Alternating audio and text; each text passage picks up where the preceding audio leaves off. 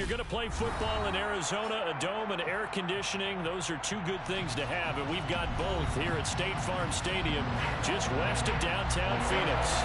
Today, it's Week 12 of the NFL season, and we've got a good one in store between the Los Angeles Chargers and the Arizona Cardinals.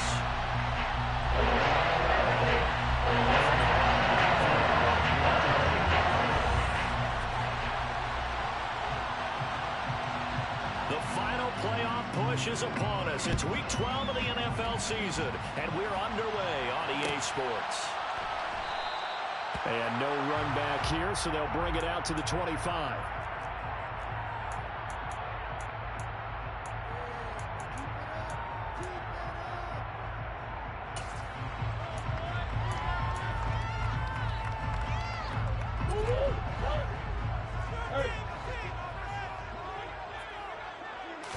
First play and a first pass from Murray. They'll get this complete to Rondale Moore. Past the 20. Touchdown, Cardinals. Rondale Moore, his second touchdown of the season. And the Cardinals will jump on top of the game's first score here this afternoon. Now Matt Prater for the point after.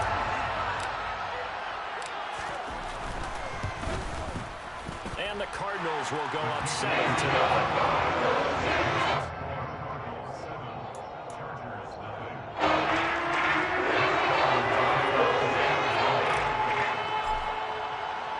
After the touchdown, out is Prater to kick.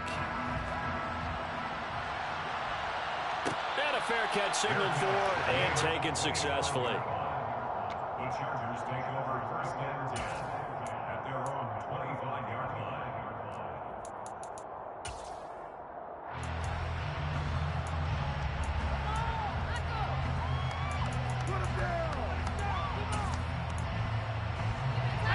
Herbert going to lead up the Chargers here, first and 10 at their own 25-yard line. Here's Eckler to begin the drive. And he's going to be dropped following a pickup of 7 past the 30 to the 32. Next, the receivers have spread the defense out, and they were able to come through with a slashing run. But to that point, it's going to be interesting to see the personnel chess match as this one progresses. Yeah, you're exactly right. Can they continue to create running lanes out of passing sets? And if so, it's going to be a long day for the defense. Here's a throw out wide complete to his running back right side. And he'll get it out near the 40 to the 39. 6 yards to pick up, and that's a first down. Herbert will give this one to Eckler. And able to get this one all the way up to about the 46-yard line. A good run there on first down, and it'll leave them with a 2nd and 2.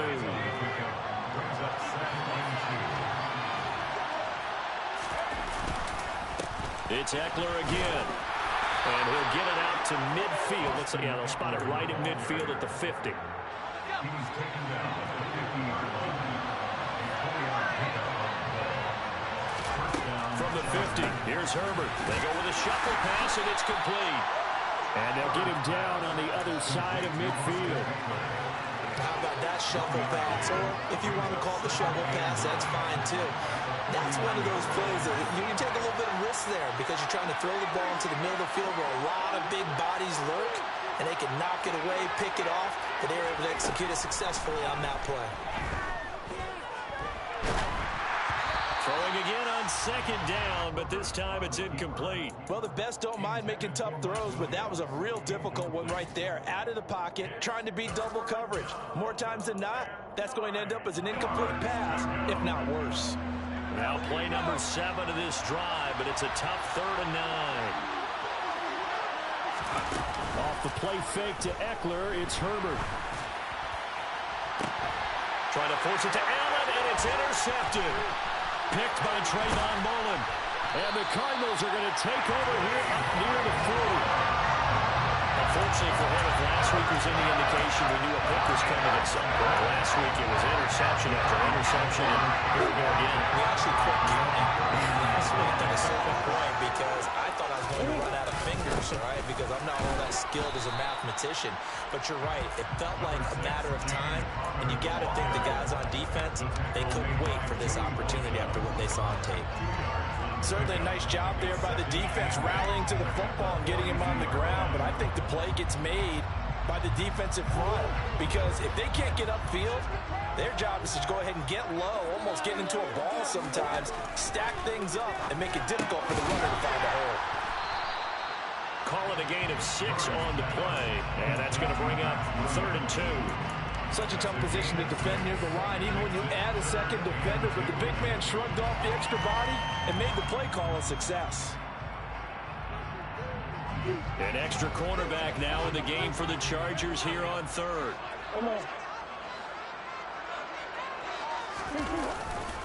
He'll try and run forward with counter. And he has the first down yardage before they bring him down right at the 45. It goes as a gain of 8 and moves the chains. The Cardinals had 5 and 6 to start play. But Charles, they were losers last time out. What do you think they need to do differently here?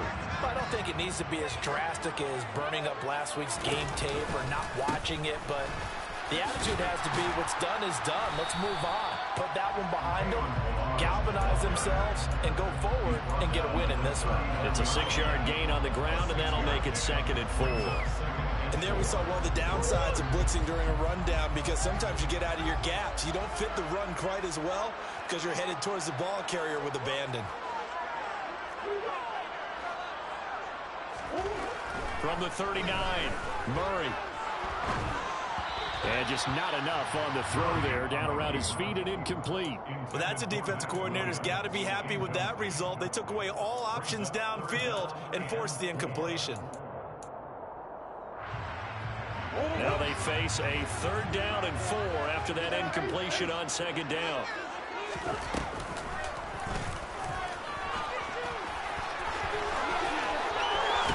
He's going to go out of bounds, but he takes this one down just shy of the 20.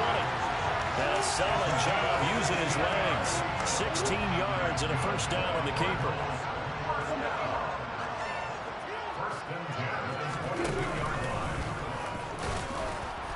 And he's taken down after a gain of 3 as they move it from the 22 to the 19. It's a pickup of 48. Brings up 2nd and 7. On 2nd and 7, Murray. And this is going to be intercepted. Picked off by Bryce Callahan. And the Chargers are going to get possession of the football as time will run out on this first quarter of play. After 1, 7-0 on EA Sports.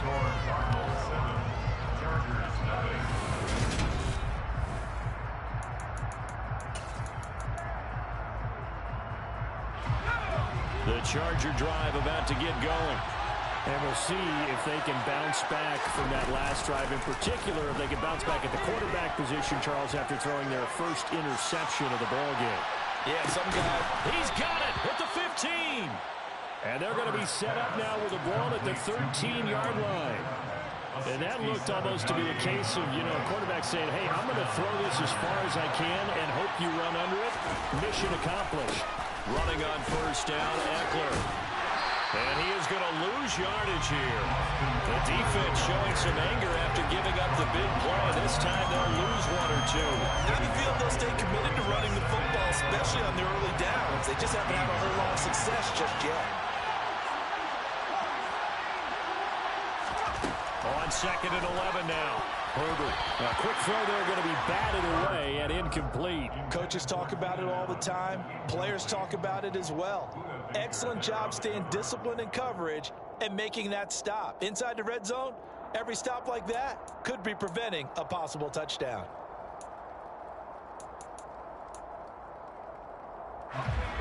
An incomplete pass on that last play, and that means they'll need to come up with something here on 3rd down. Out of the gun, Herbert. This is caught. Touchdown, Chargers.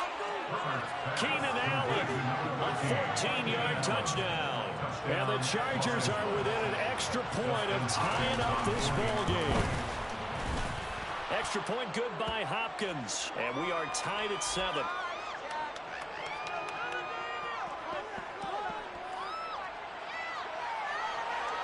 And they'll accept that penalty.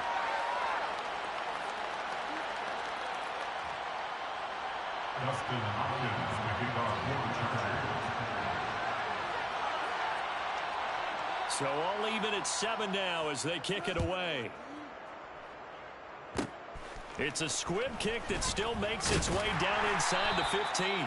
And he won't quite make it to the 25.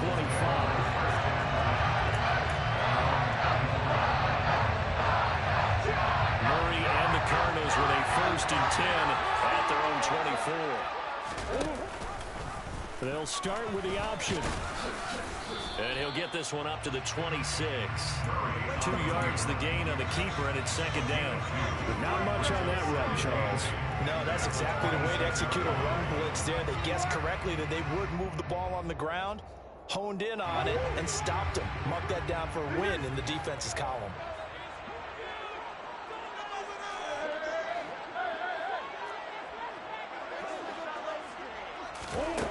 Throwing on 2nd and 8. Murray. Firing quickly, but it's incomplete. You can tell they wanted to get that ball downfield, but they had nothing working in the secondary, so he dropped it off to the running back. That one ended up incomplete. So the failure to connect on 2nd down, that leaves them staring up here at a 3rd and 8.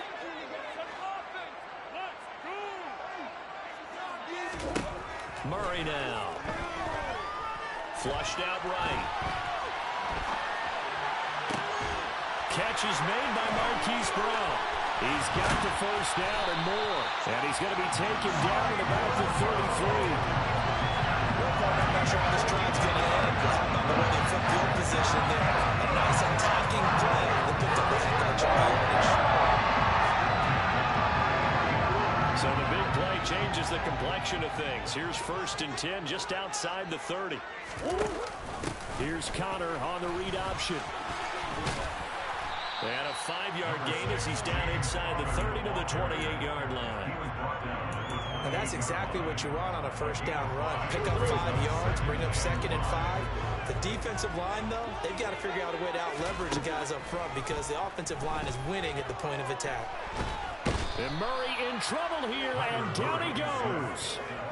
Joey Bosa, he's the one to get him, and that is sack number 7 for him on the year. They just gave up a sack there, and if I'm not mistaken, they gave up 4 last week, didn't they? Yes, and just looking really porous, aren't they? They really are, and I'm wondering if I'm going to have to start thinking about keeping the tight end in, maybe a back, someone to help assist, because right now, the quarterback's been getting hit a lot in the last couple of games. Now on 3rd and long, they'll look to throw. Firing quickly here, and that's complete. And he'll be brought down at the 27.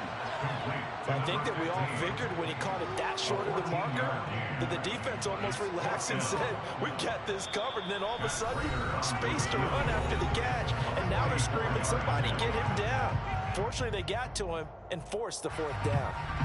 4th down, Murray off, and the Cards field goal unit and Matt Prater out there now. And the 38-year-old vet able to split the uprights. So he's been automatic to this point of the season, and he connects on the field goal there. And what a luxury it is to have a kicker who can depend on because there's a miss all year long. Converts on that one as well. And kudos to you. You didn't jinx it. And no return on this one as the fair catch is signaled for and taken. The Chargers take over 1st and 10 at their own 25-yard line.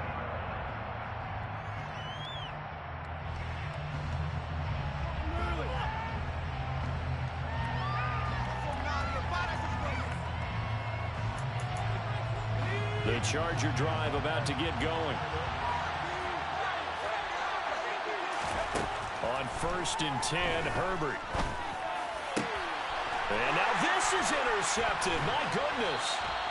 Buda Baker with a pick. And this one will be returned to right around the 38-yard line. Now, timing is everything on a route like this. You're trying to drive that football into a tight spot. And if you're a little early or a little late, chances are there's going to be someone there. And sure enough, this one's going the other way. And he'll follow his blockers there all the way down to the 23-yard line. Really good effort. He does it in himself picks up 15, also picks up the first down. Now this time Murray to throw it. It's complete to Hopkins. The Chargers going to signal for the first of their timeouts as they'll talk things over prior to this upcoming second down play. 2nd and 7 from the 20.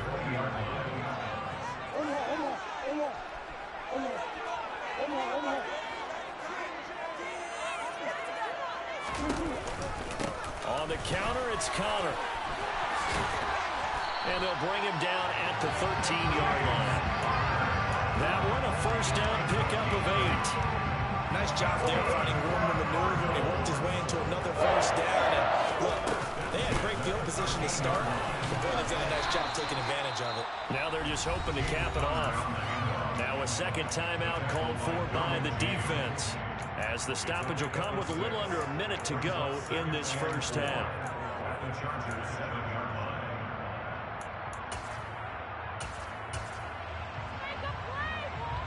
6 yards on that last play. Here's 2nd and 4. From the shotgun now. Here's an inside give. And he'll be stopped just outside the 5 at the 6. Chargers going to use their 3rd and final timeout as they get the stoppage with a little over 50 seconds to go in the first half. An extra defensive back on the field for the Chargers now on 3rd down.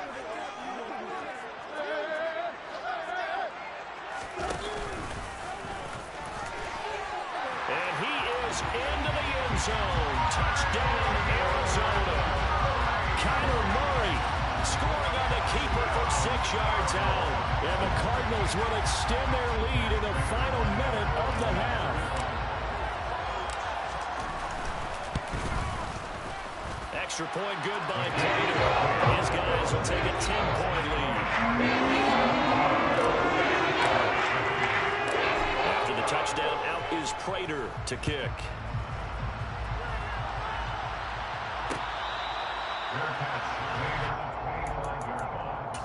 The Chargers take over 1st and 10 at their own 25-yard line. The Charger drive about to get going. And with a little under a minute remaining, they may try to put something together here just to try to cut into that deficit. That's caught by his tight end, Gerald Everett. And he takes us beyond the 35 before going out of bounds. Give him 13 yards on the opening play of the drive and also give him a first down.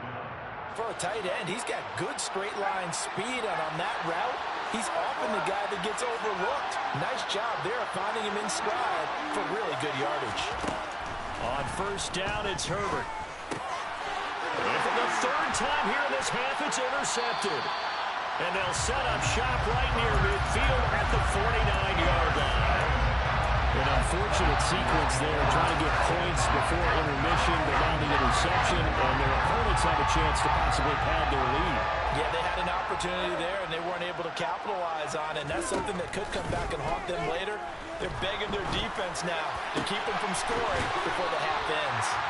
And he's going to have a first down here. They're also in a field goal range now at the 27-yard line.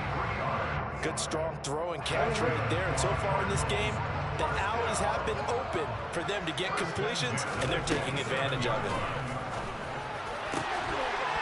And now a throw on first down there, but it's incomplete. One thing you hope to see out of a rookie tight end is a real concentration when the ball's in the air, and I'm not sure that he didn't, but he has to be prepared for people making a play on it when that ball's up for grabs.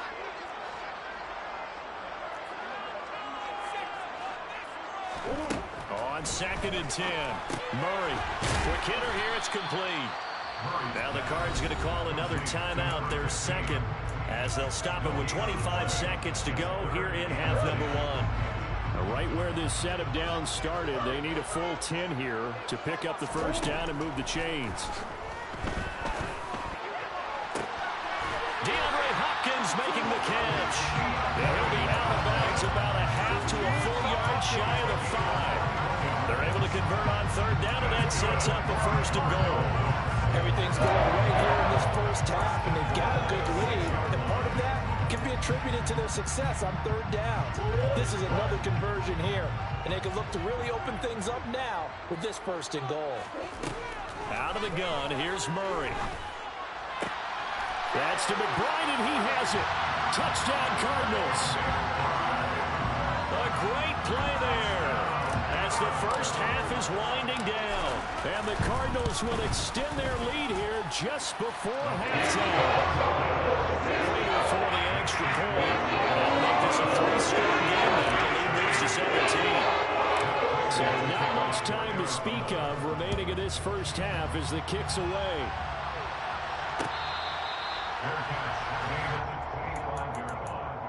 The Chargers take over first and 10 at their own 25-yard line.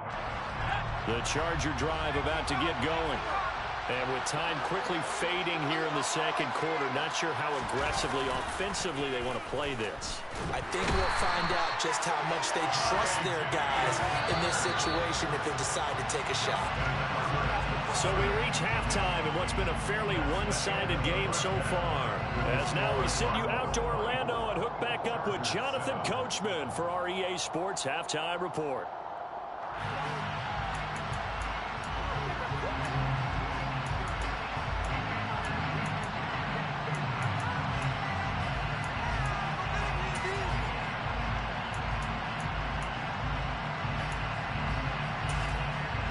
And we welcome you back live now inside the booth alongside Charles Davis. I'm Brandon Gordon, set and ready to rock for the third quarter. The Chargers going to get the football first here in the second half, and they trail as we get back underway.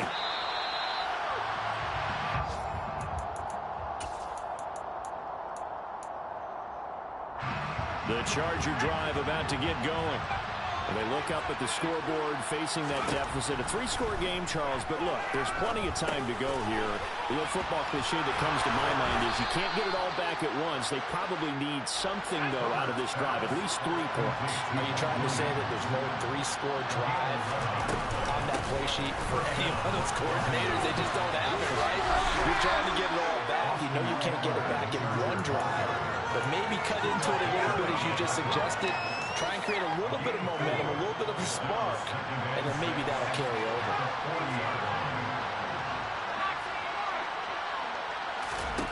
From the 40 now on second down. Herbert. It's caught on the right side. Williams. This offense in desperate need of a conversion as they come up on third down. Play action. It's Herbert. And the pressure will bring him down here. The Cardinals get home for the sack.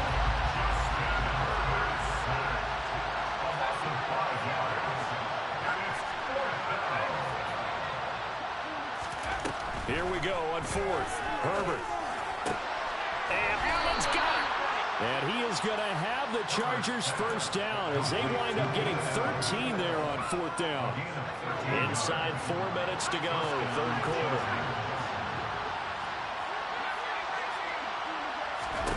Herbert setting up to throw on first down. This is swung out to Eckler. And he'll be brought down on the other side of midfield at the 43. Now a second down and 6. From the shotgun, here's Herbert.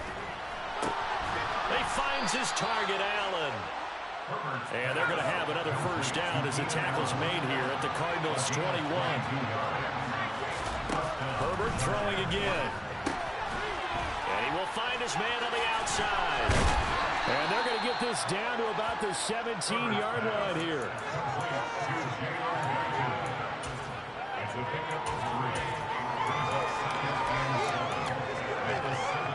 So from the 17, here's second and 7.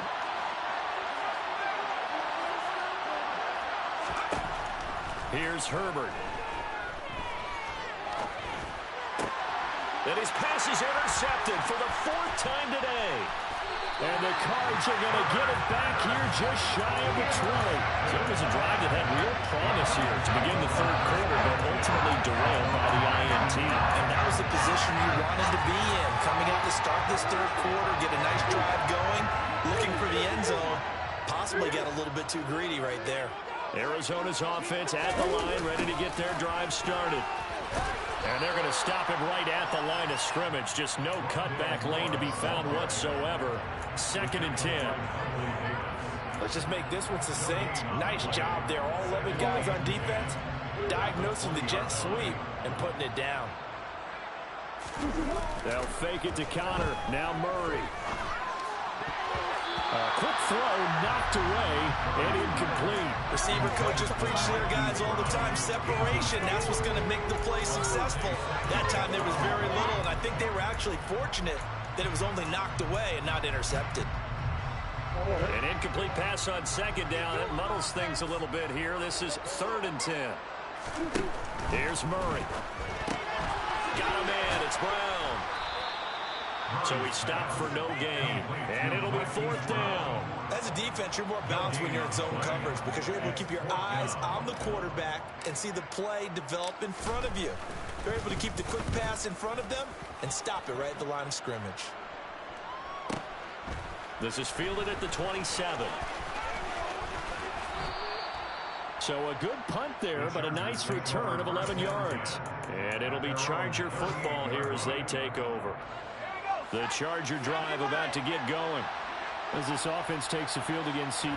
Remember last drive they were moving the football, but then they threw that costly interception. So we'll see if they can right the ship here on this drive. And doesn't that just sum up football? We see it all the time, don't we? The defense goes from losing the battle to making a huge play and stealing the momentum. So you know they're riding high right now, and they're ready to challenge this offense and that quarterback one more time. And we'll see if the offense is up for that challenge here as things start to get more interesting here in this 2nd half. And they've got it well across midfield down to the 40 before it's all said and done. On 1st down, Justin Herbert. His throw incomplete. At this point in the game, in the situation they're in, partner, these incompletions that we're seeing, they need to turn into positive snaps, and soon. So 2nd down and 10. Once again, they'll go from the 40. Herbert now. He'll take a shot for the end zone. And it's incomplete. Oh, that would have been 6 points, but somehow he couldn't rein it in. Well, defensively, they haven't let him just sit in the pocket and get comfortable, and that's opposite a lot of game plans in today's NFL. Ordinarily, you're trying to keep the quarterback hemmed in. In this case, they brought the heat, and if he flushes out, they're fine with that, and they force another incompletion. Now a shot taken on 3rd down, but it's going to wind up incomplete. And where they are on the scoreboard almost dictates taking this big shot and trying to get right back into the game. They took it there and couldn't connect. Despite the defense being ready, go ahead and force it downfield. See what you can get.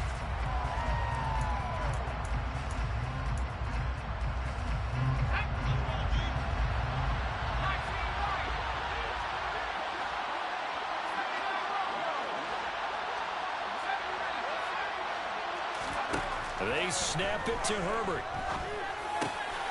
Open man, Parham. He's got him. And he is going to have the Chargers 1st down as they manage to convert.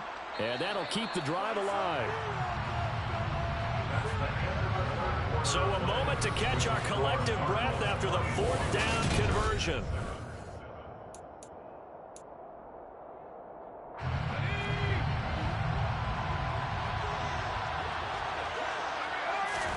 To the air again, Herbert.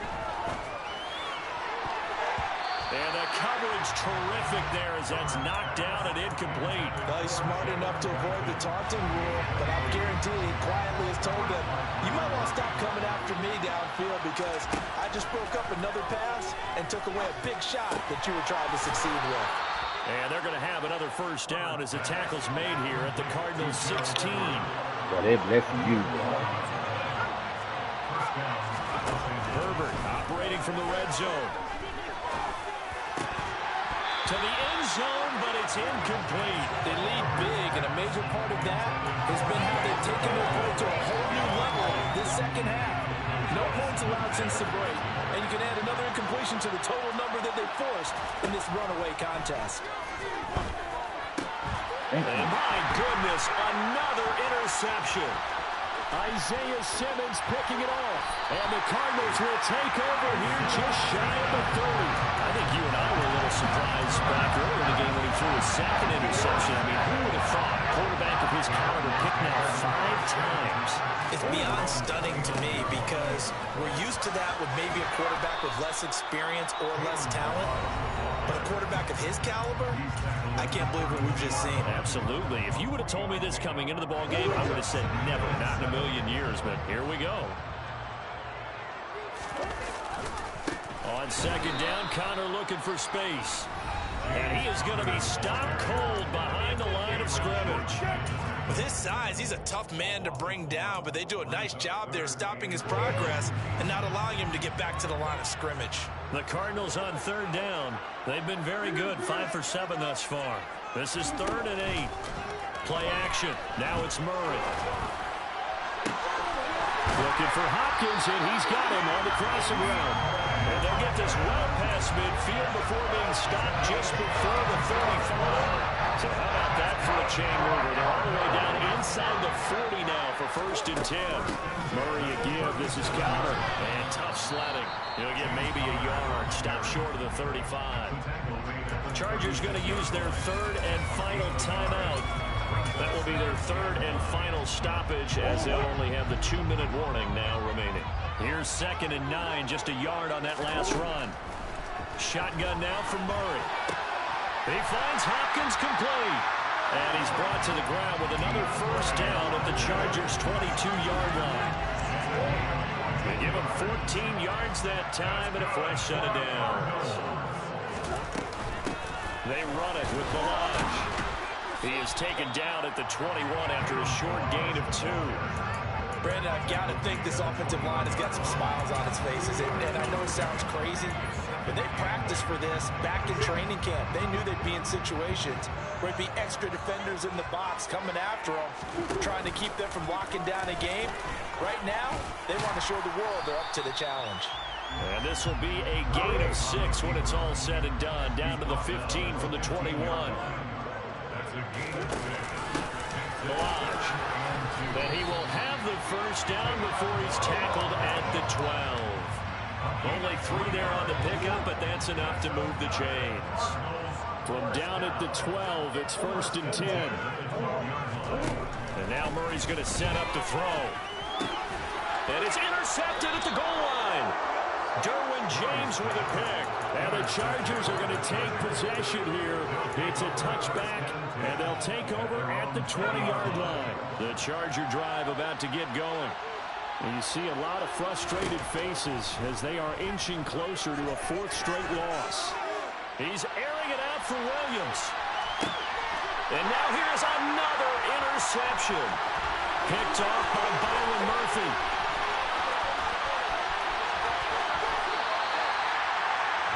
Well, to be frank, CD, this is getting tough to watch. I mean, you feel for him, but 6 interceptions, that's at a whole new level. It's not a good level. It makes it tougher and tougher to come up with ways to try and support him. But you have to as a team because you can't just throw your quarterback aside. You're going to need him later on. But it reminds me of a time that a former defense coordinator of mine told me he was in a game where his quarterback threw 7 interceptions. So after the 6th one of the defensive players went to the quarterback and said, here's what you do. Throw the ball to the other team, and let's see if our receivers can pick it off and turn it into a completion. That's just mean. I don't know that I'd go down there and say that to him right now. Probably pretty fragile. They do get a yard there, but only a yard. Leaves them with 3rd and 9 looming. 2 minutes left to play in this football game here on EA Sports. So the Cardinals, they've got the football here as we get you reset. And the line to gain here is the 37 on 3rd down. To throw, it's Murray. It's incomplete. Took a shot, couldn't connect. Oftentimes when you're losing a game and the team's still throwing with this kind of a lead, you start playing a little more physically. And they took that opportunity right there to be extremely physical and force that incompletion.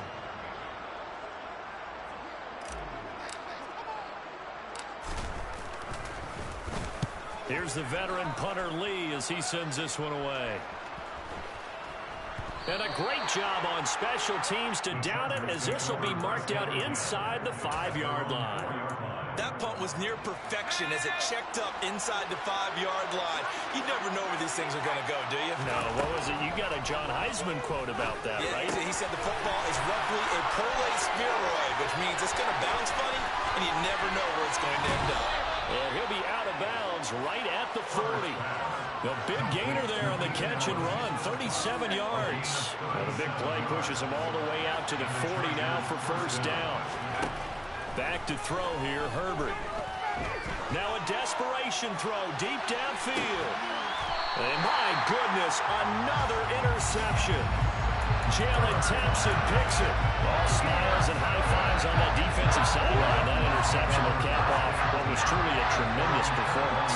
Yeah, if you can hold a team to 7 points in the NFL, that's the kind of day that you feel really good about. And I do know a few guys are going to think to themselves, held them to 7. If we made one more play, could have had our shutout. An ideal beginning of the drive there as they'll get 20 and a first down. From the gun, again to counter. And he can only manage to get a couple. 2nd and 8 coming up. Charles, why didn't they just take the knee there? You're asking the question that I'm asking as well, because we've seen a lot of football where coaches decide maybe they get a little greedy. I don't know if they're doing it for stats or for what reason. We've seen it happen in college. And how about in the NFL? The miracle of the Meadowlands. All they had to do was take a knee and the game was over. The Giants ran it one more time. Ball popped free. Philadelphia picks it up and wins the game. What year was that? 1978. I think it was in November. A loss of 2 yards. It's 3rd and 9. Murray going to throw. And he can't find a receiver, and he's brought down. Looks like a 9-yard loss, and it also brings up 4th. Kind of a strange ballgame, Charles. We did not have a single point by either team after half. Really a defensive clinic by both sides in half number 2. Wasn't that just beautiful to watch? Come on, man. Come over to the dark side with me. Wasn't that fun to see these defenses holding sway, right? Making sure they're controlling the game in the second half. It lets you know that you've got to score points when you can. You never know when offenses might go a little bit dry, and you need those points from earlier.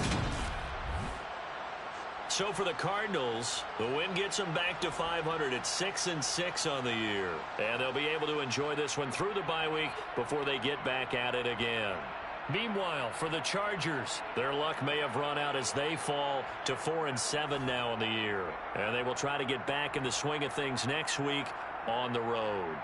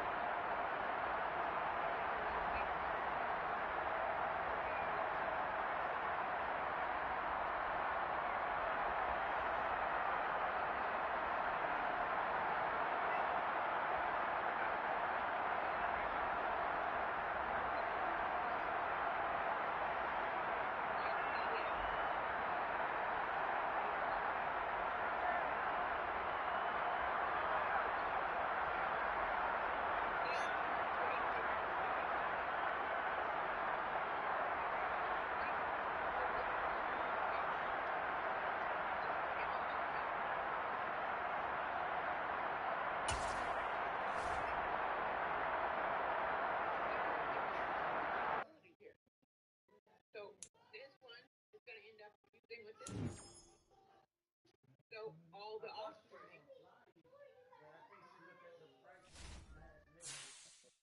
are going to be big age boys. And what kind of hair is spread? Short hair. They're all short. And they're phenotypes.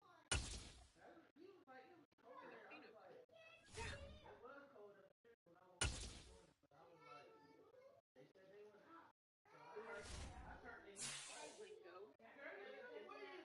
We have to take genetics someday.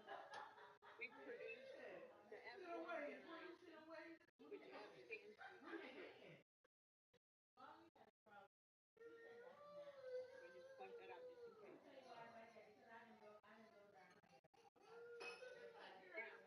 Now, there's going to be another vocabulary word that we're going to include.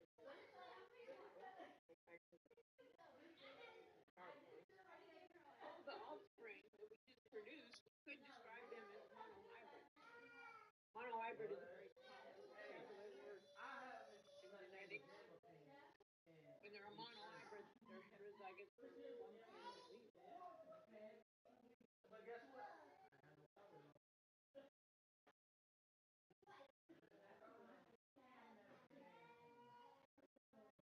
I'm in my room though. You in your room with me?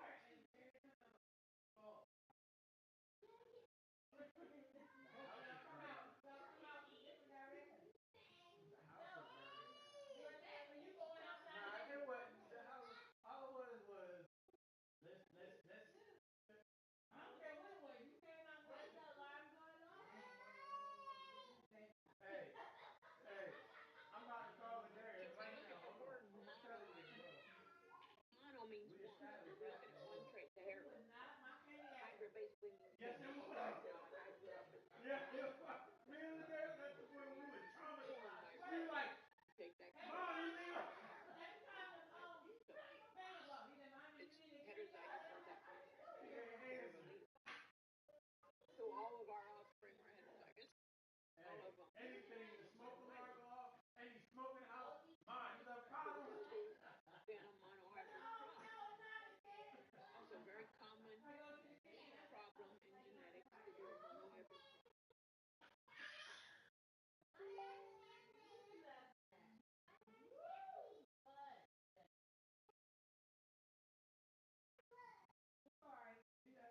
So when you're crossing, when you're doing a monohybrid cross, you're crossing. Man, I talked to my new counselor.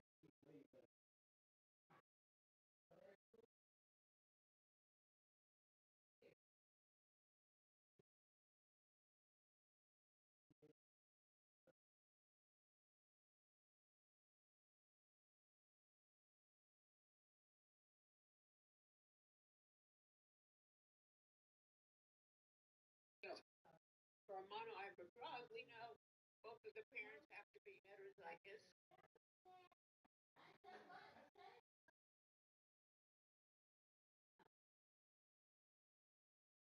We went through all the steps of meiosis for these, so we know half of this one's going to have big H, half of them little h, that individual, half of them big H, half of them little h. It's all based on but it's common with more visual method of a Punnett square.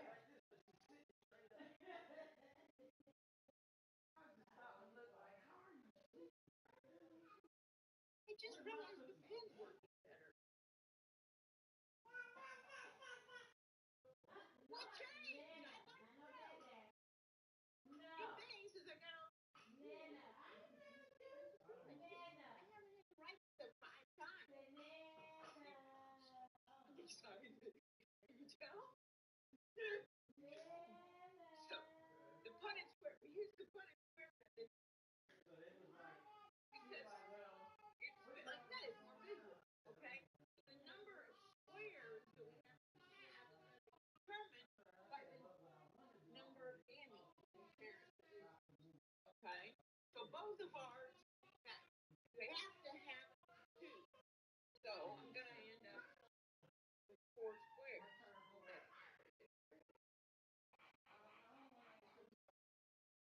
See, I knew that. So, we're going to put the gimmies from one parent down the side. The gimmies from the other parent across the top. Now, then,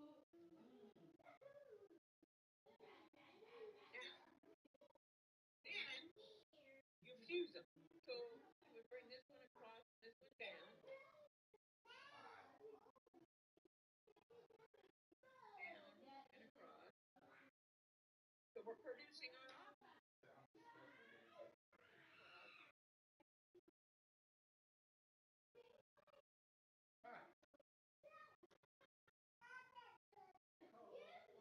So I just drew the arrows this time to help you see what I'm doing now. So inside the square,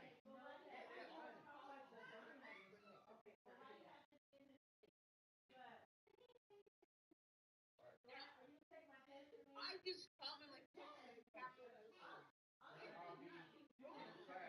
If I had written little h, big H,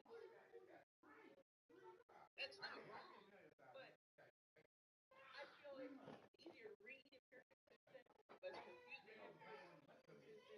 So I always write the capital. I'm glad you said that on October 3rd. Apply some I'm glad you stuff. said, Mom, just take the class. Because it's cross. It's some more vocabulary here.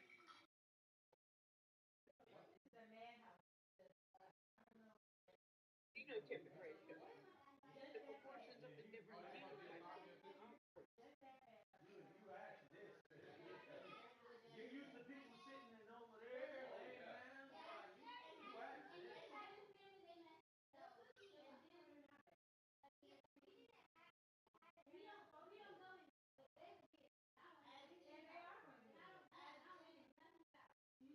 No, I'm just saying. They're going to be in there, but you need to right now get your nerves ready for stuff's going to get knocked over. Stuff's going to get knocked over. What's going to get knocked over? Like my face and stuff? Stuff's going to get spilled. Accidents are going to happen. And right down here. First thing we have to remember, genotype. We have one of them, homozygous dominant. We put a colon between our items. We have a ratio. Colon. Two of them, heterozygous, colon. It's my job to prepare you. Homozygous. It's my job to prepare you.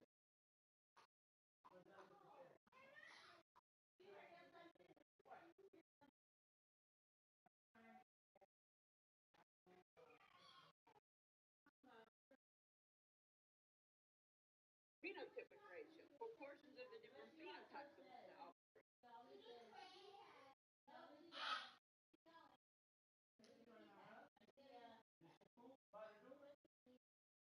Good, Zeta. Good girl. She's going to the door. She's learning. Then we're going to move her outside. It's just like you wearing a diaper when you was a baby last year. Well, I got her back on it. We would rather have them for dead feet. Phenotypic ratio. We have to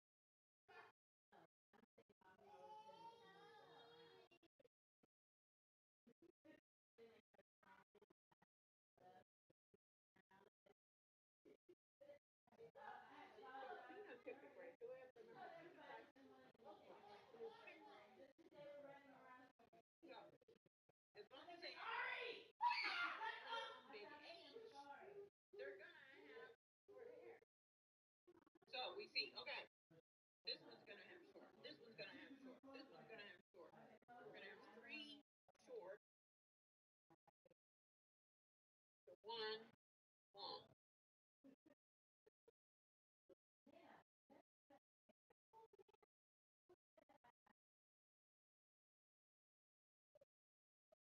Three to one. All right. I see it's break time, so we'll take a break before we discuss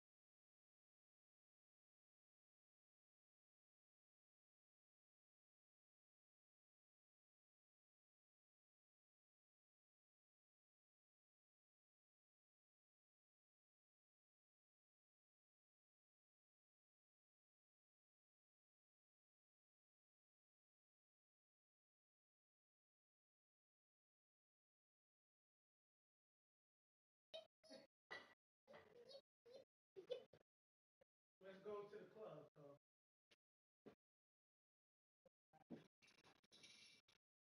We're talking about like a little lounge. Did you? I got what you waiting for.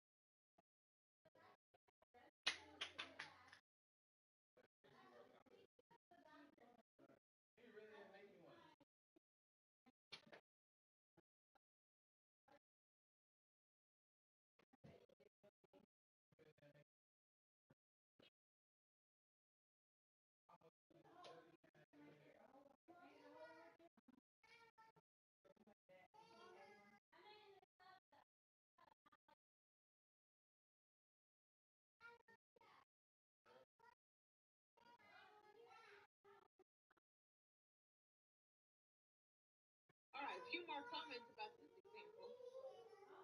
Okay, so they were asking me to look at the ratio. Let's say, for example, though, instead of the ratio, they ask us, like, what's the chance of something? Okay? So, like, what's the chance of producing a rabbit that's homozygous dominant? Okay? Well, we had to have everything square because of the gametes of our parents. So there would be 1 out of 4, which is 0.25 times 100. There'd be a 25% chance of producing big H, big H. There would also be a 25% chance of producing little h, because it's 1 out of 4. But heterozygous, there'd be 2 out of 4, 0.5 or 50%. Phenotypic ratio, 3 out of 4, 75% chance of producing short, 25% chance of producing long. Now that doesn't, you're going to get exactly 3 to 1 phenotypic ratio every time you make a rabbit. If you have a big enough sample size, it's going to be close to a 3 to 1. There's going to be a little bit of variation in the random, but that's our expected. Now, let's say for a moment that Mendel had worked with these exact same rabbits, done this exact same process we did. He's like, you know what? I can get more of the short rabbits than the long-haired rabbits. Because that's the dominant. So if you do the right kind of process, which trait is the dominant, and which one's the second? You guys don't have to figure that out. Now, let's say, for example,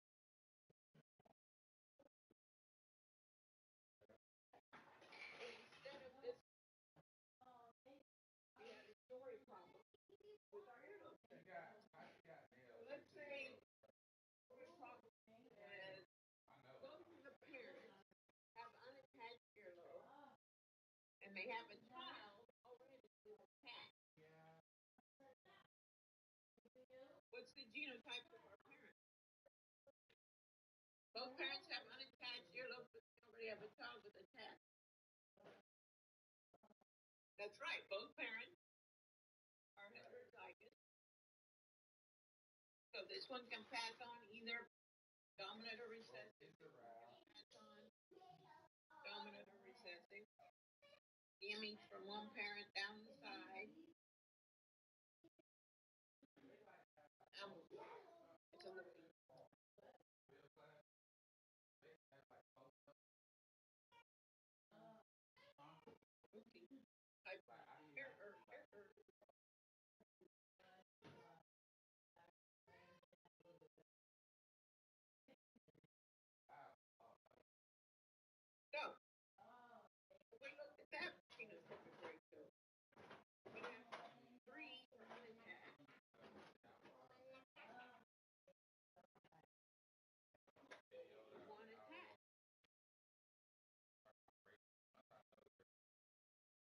genotypic ratio. 1 homozygous dominant, 2 heterozygous, 1 homozygous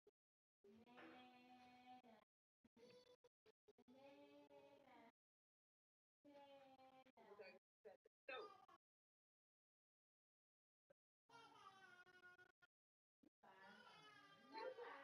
another example of a monohybrid cross. So in other words, whenever you do a monohybrid cross, you're going to get back that 3-to-1 phenotypic ratio. Doesn't matter what the trait is. It's a monohybrid cross. That's our expected ratio.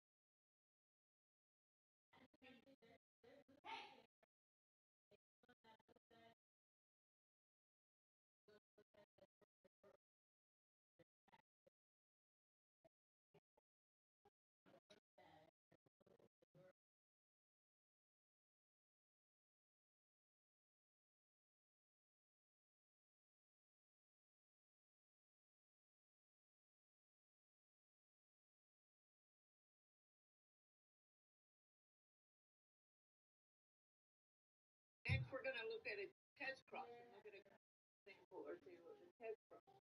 So an individual with a dominant phenotype is crossed with an individual having a recessive phenotype.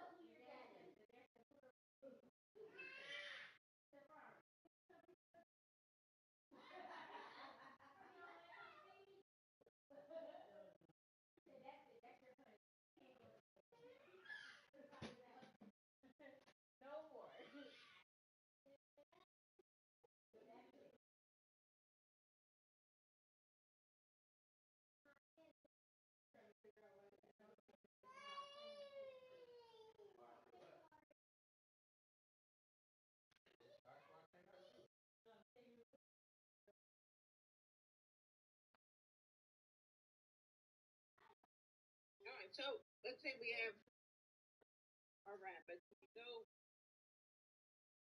your little short-haired rabbit. And you can't tell by looking at that short-haired rabbit whether it has short hair because of big H, or big H, little H. Who knows? This is serious business here. You have to figure out the phenotype of that rabbit. You don't have money for DNA testing. It's right. You can do a test to us to figure it out. So,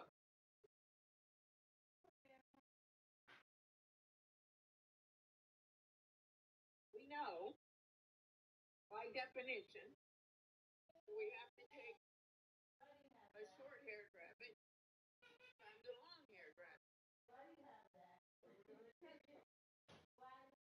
We know for sure that the long-haired rabbit has to be homozygous recessive. Yeah, we don't know for sure. That's why we're doing it. Okay? So for the first problem, let's just assume that our short-haired rabbit is homozygous dominant.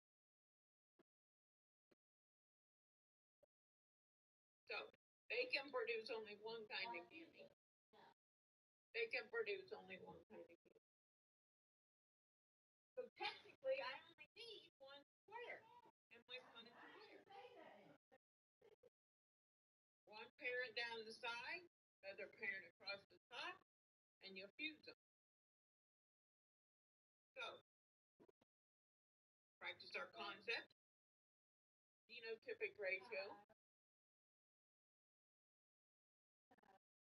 We have 1 big H, little h, colon to nothing. 1 to nothing. You have to have something else in your ratio. Ever so slightly.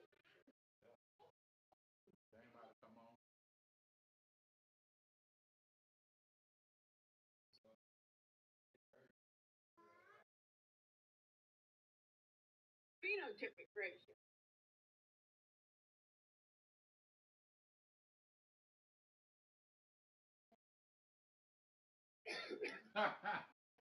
One short and nothing else. All of them are going to have short hair. 100% short. Now, let's back up for a second. Somebody be like, Ms. Waters Earhart, there's more letters up here. I want to write them all down. Okay, that'd be fine. Okay? You can put your square like this.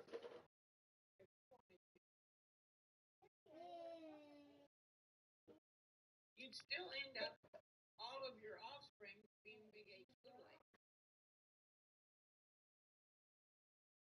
That would be all right. You wanted to write it that way.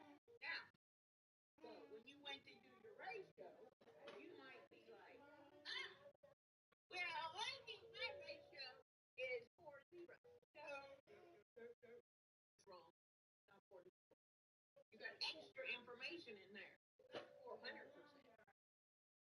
It's kind of like fractal. You gotta reduce it. It was 1 to 0, not 40. But don't let how you write it down. So that was our first example of our test problem.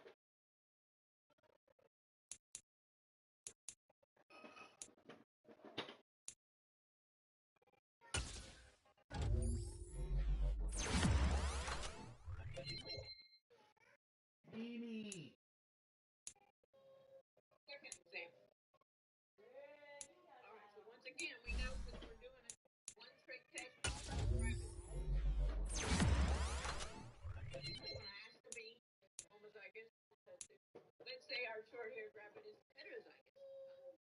All right, so then this one has to be big H, little h. Ow. This one's still little h. One rabbit down the side. The other one across the top. Use our gametes. So now we have the phenotypic ratio. 1 heterozygous. So 1 homozygous recessive.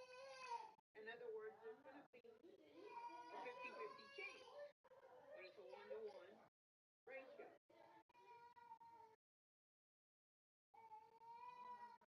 Phenotypic ratio.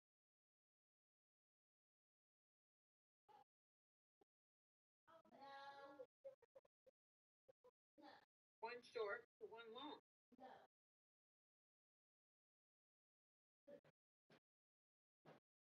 50-50 chance. So if we actually did this test problem in real life, and you got some long-haired baby rabbits, you know for a fact that short-haired rabbit was heterozygous.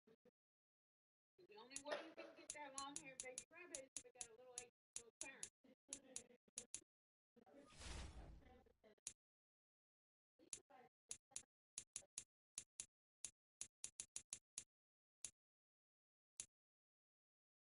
Okay.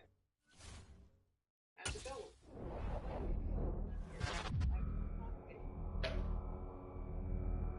Papa.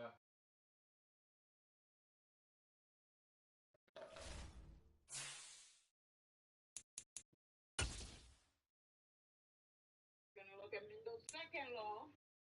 Law of independent assortment. Get all possible combinations. And we'll look at a couple of examples of this before we apply it.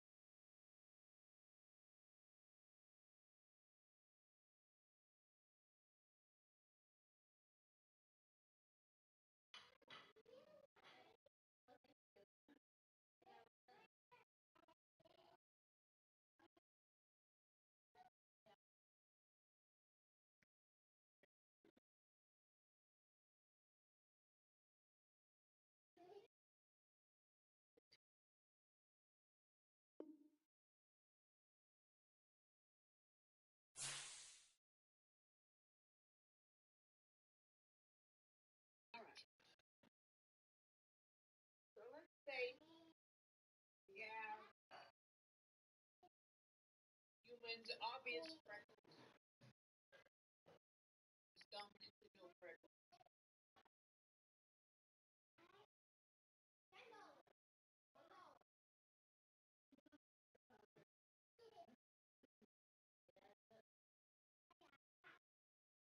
And then let's say like big old chin dimple, dimples dominant to no dimple.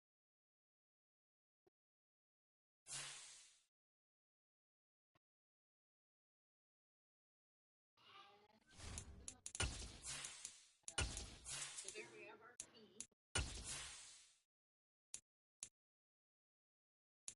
So let's say we have an individual that's heterozygous for both of these.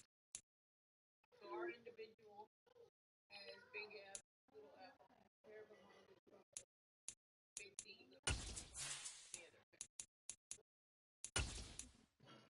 Let's say that these are on-sex chromosomes. Okay? So we're going to have this person produce gametes. Okay? So we know Kari. that we have to have the DNA replication. And we know From beautiful South Florida, there's a look at Hard Rock Stadium in Miami. Today What you got? we hit Week 10, and we've got a good one in store between the Cleveland Browns and the Miami Dolphins. Ha ha!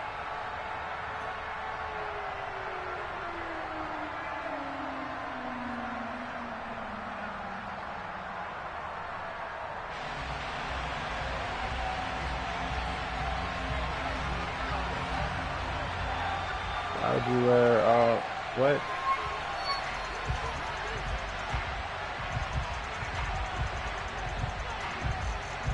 The shadows starting to get a bit longer. Week 10 of the NFL season is here, and we're underway on EA Sports. And we will not get a run back here to start. It's a touchback.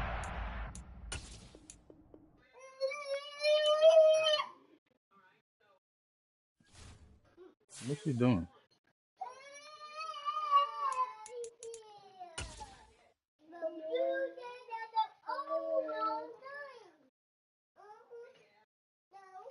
Why don't you just ask somebody to help you and get it down instead of doing that?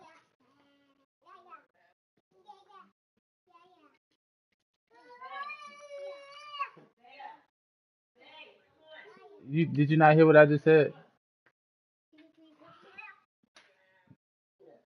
Isn't that more simple than you climbing all the way up on the bed, possibly falling or knocking all this stuff down? What are you trying to get?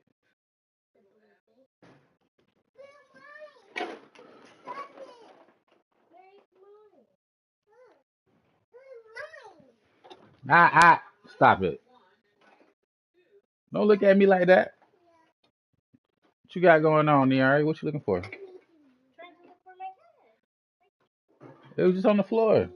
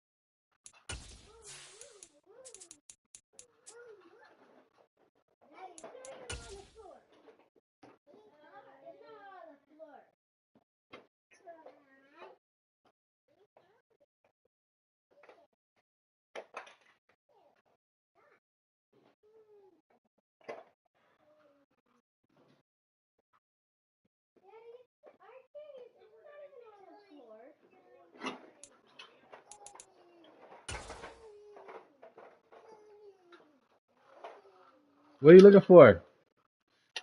Oh, Niari has it. Is this it right here in her hand? I don't know. We are about 15 or so miles northwest of world-famous Miami Beach. No, that's a dog. I don't know what happened to you. Somebody, the one that you had in your mouth? Miami Gardens. Today we hit Week 10, and we've got a good one in store between the Cleveland Browns and the Miami Dolphins. The shadows starting to get a bit longer. Week 10 of the NFL season is here, and we're underway on EA Sports. No run back here on the opening kickoff as we'll start at the 25.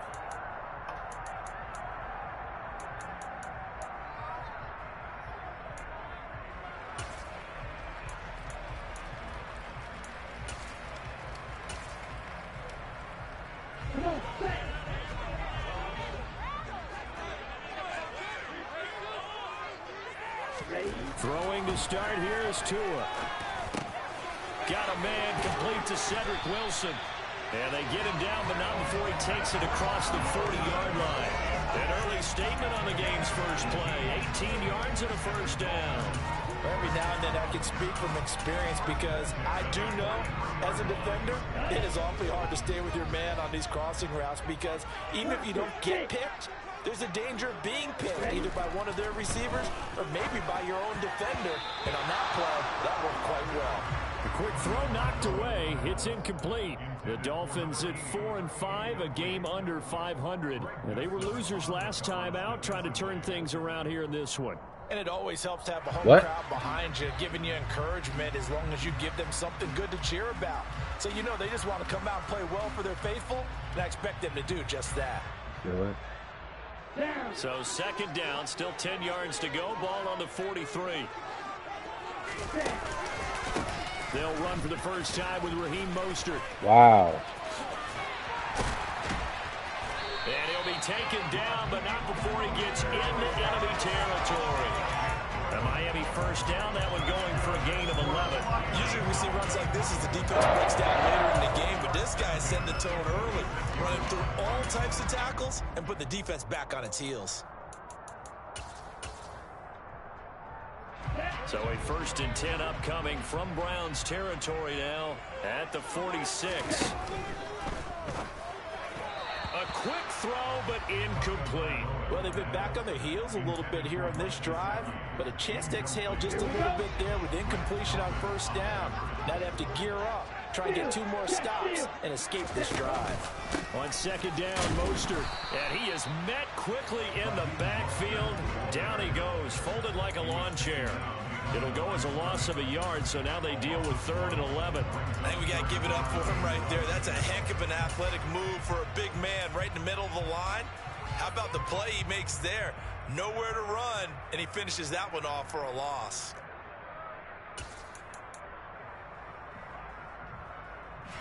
Backed up here, tough spot, needing 11 yards to pick up the first. On play action, here's Tua. And he's taken down. This will be a Brown sack. Jadeveon Clowney in there to get him, and that is sack number 6 now for him on the year. Here's Thomas Morstead on now to punt it away on 4th down. Back deep, Jakeem Grant. He punted 3 times in the loss last week as he sends this one away. And this will be taken at the 13.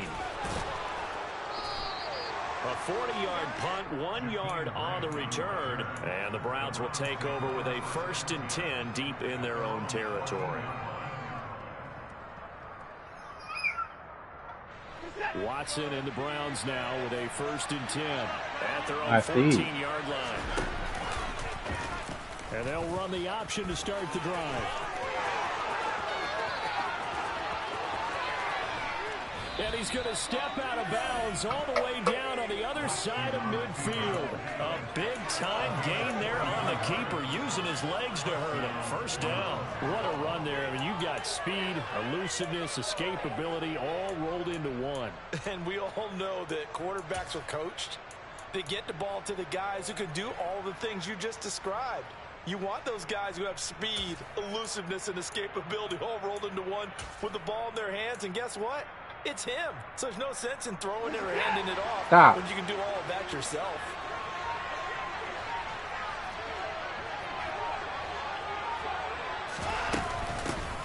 First carry for Nick Chubb. And he's dropped right at the 40. Gain of 3. Give credit to the defense for stringing that play out, and they gave up no cutback angle. You know he was trying to dart through. No place for him to go. A nice job there, only giving up a 3-yard gain.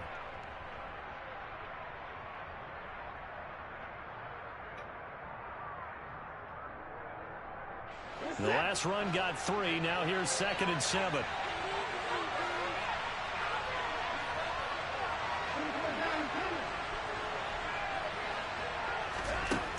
Back to throw, Watson. And that one going to come up short. Low throw. He released that awkwardly. It almost looked like a pitcher who gripped his fastball a little too hard and let him go late, and it bounced in front of the plate. Yeah, one of those fastballs that ends up at 57 feet, not 60 feet, 6 inches. Sorry. Just a little short with the arm, which is unusual because we saw him in warm-ups. He's got a big, strong arm when he delivers it with confidence.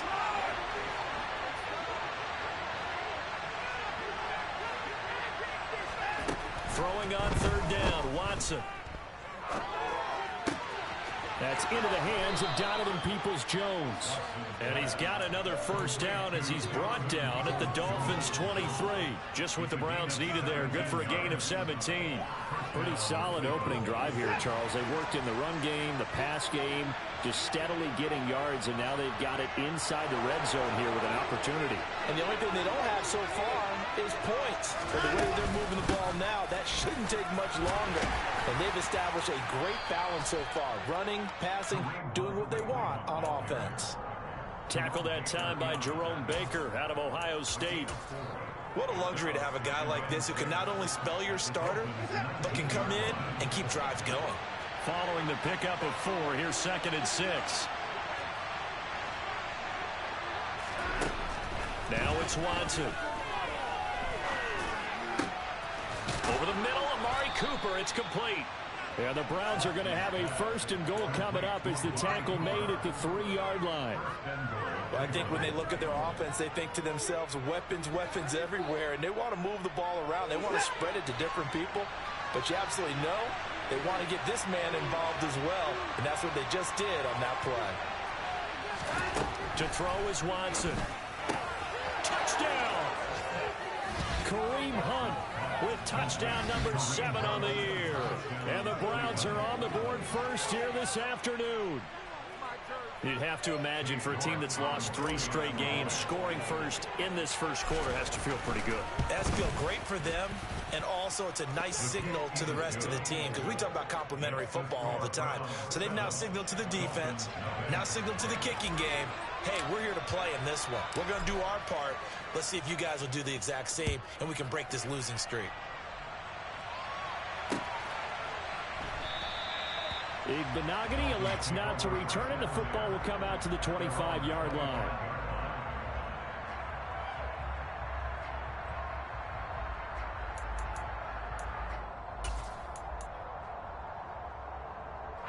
First down Miami as they get set to start the drive.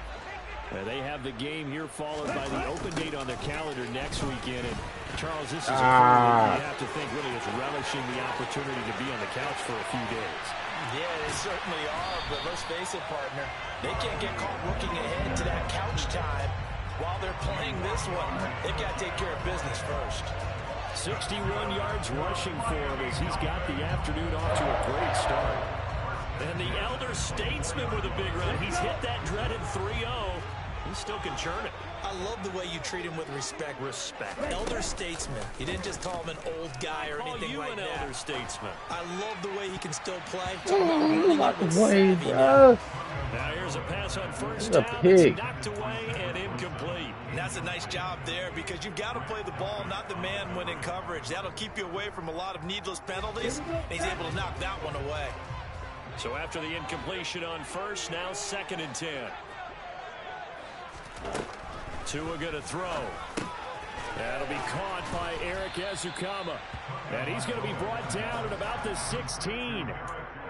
And I think this is a route we'll see more of as this game goes on because with his speed, they want to get him the ball in space on drag routes just like this. They want him to get the ball and run after the catch. Good job there, though, holding him for a short game.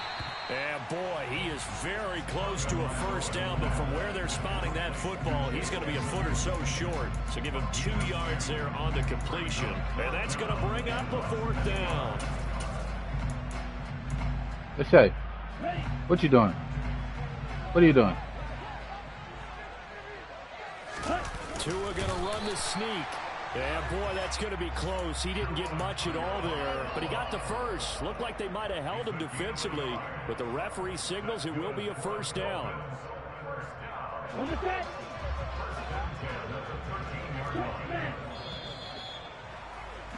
After one, 7-0 on EA Sports.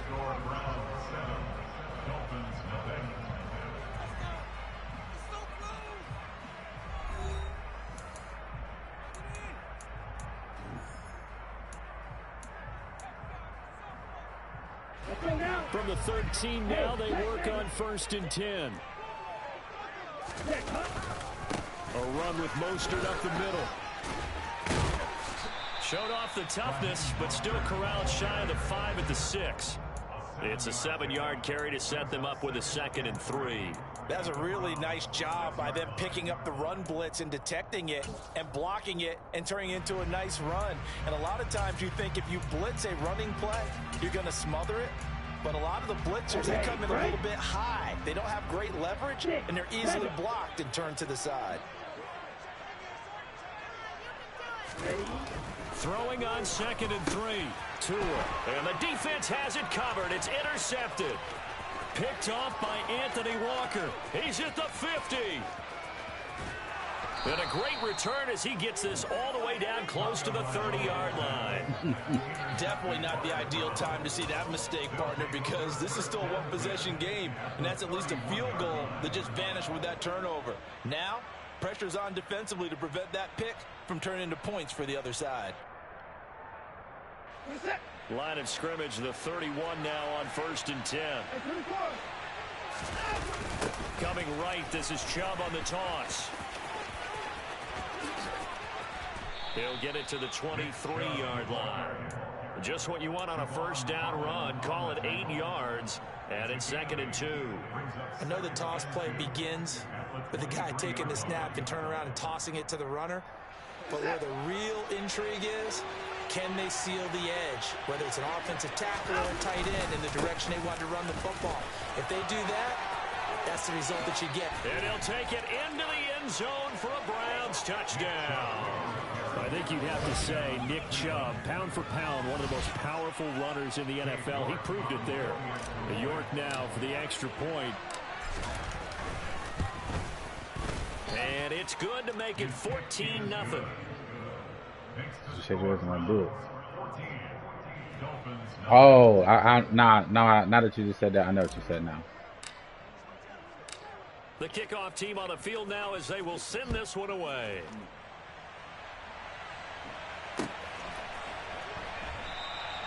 Igbenogany elects not to return it. The football will come out to the 25-yard line. The Dolphins at the line ready for their next drive. As the offense comes out here, Charles, remember they threw the interception last time out, but they were moving the football down the field. Looked like they were going to have a sustained drive that ended in points, but then the pick ensued. And because of that, there's no way you can call the last drive a success. Yes, there are things to build on because they found some play calls that work. Now, they've got to build another drive and find a way to avoid the turnover that plagued it on the last one. On 2nd and 9, Tua. Oh, he tries to force it in, and it's intercepted. And he takes this one back into the end zone, and the Browns defense has a touchdown. Wow, this one, it is getting out of hand early. They add a pick 6 to the ledger now. 3-score lead still in the first half. And all that celebrating that you see and hear from those defenders is not just because they scored a touchdown on a pick 6. It's because they're pitching a shutout in this one. Every defender's dream.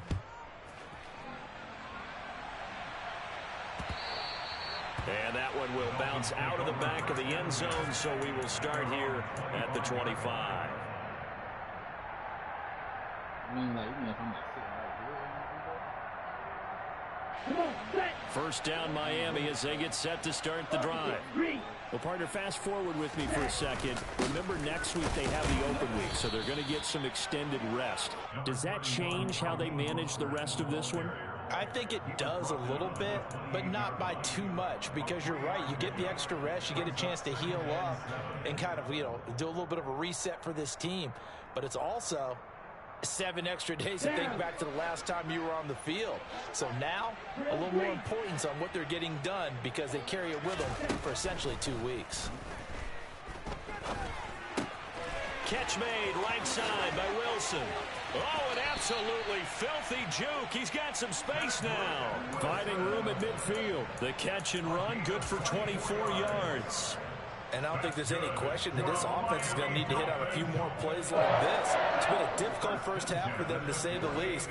And I do believe if they want to get back in this game, they need to start right now. It's kind of like making adjustments. If you try waiting to the half, it's probably too late. They need to get going right here. 2 yards on the pickup there. It'll be 2nd and 8. Well, any lane that might have been open there was closed pretty quickly, and that was because the defensive front, they won that battle at the point of attack at the line of scrimmage. They used great leverage, held their spot, and stacked him up. Here we go. The last run got a couple. Here's 2nd and 8. Going to the air. Tagovailoa. That one complete to Hill. And he's going to be taken down right at the 40-yard line. I respect both sides on that play, CD. For him to be able to hold on to that football and the impressive tackle, wow. Did you notice the look between the two of them as they came off the ground? Ready? That look did say the word respect. Tua looking to throw on 3rd and 2. He is going to find Hill here. And he'll be brought down at the 27. And this was a nice example of an offensive coordinator scheming his guy open. Just a little underneath route, just trying to free up some space. And it worked awfully well. Got him not just space, but plenty of room to run after the catch to pick up really nice yardage. Here we go. This offense finding its legs now. Here's another 1st and 10. Back to the running game with Mostert. And he maneuvers up the middle for 3. And it's 2nd down. Yeah, I don't know if it's exactly a win-win, but if you're on offense, you'll take that kind of a run, all right? It was kind of stacked up, found a little bit of yardage, and frankly, they're pretty close to staying on schedule on offense. The playbook is still open for the coordinator. A 2nd down pass play there, but it's incomplete. Certainly appeared to take away his first read, and by the time he tried to look elsewhere and find an open target, the coverage was too good. That one falls incomplete.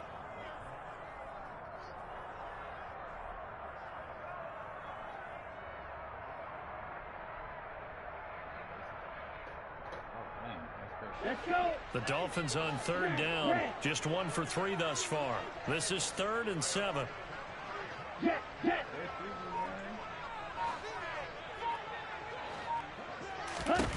Here's Tua. And it's caught. And they will eventually get him down, but he's inside the 5 all the way to the 3.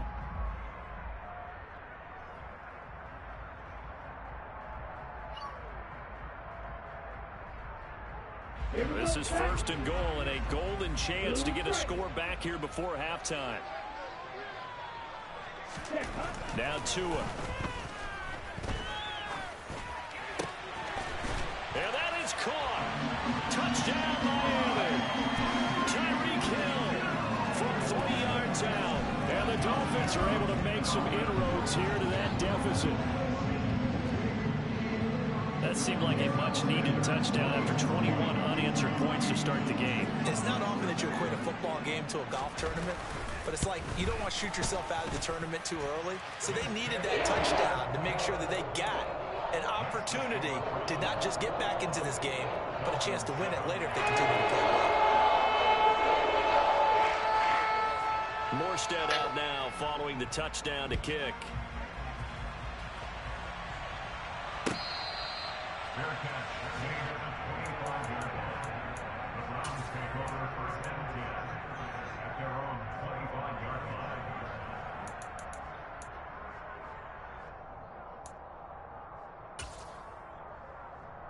The Browns drive about to get started. And right now they're saying, hey, let's keep this going. 2 drives, 2 touchdowns. Yeah, can't ask for a better start than that, can you? I mean, this is the way you practice it. This is the way you rehearse it. But right now, the play calling, they're locked in really well. No gain there as he kept it himself at second down. Well, for that being an option play, there really weren't too many options available for him, were there? No, there weren't, and at least he was able to get back to the line of scrimmage, so they didn't lose anything, but you're exactly right. Nowhere to go. Watson now to throw. Got an open man. That's David Njoku, the tight end. Now the Browns will use the first of their 3 timeouts as they'll head to the sideline and talk over what to do next.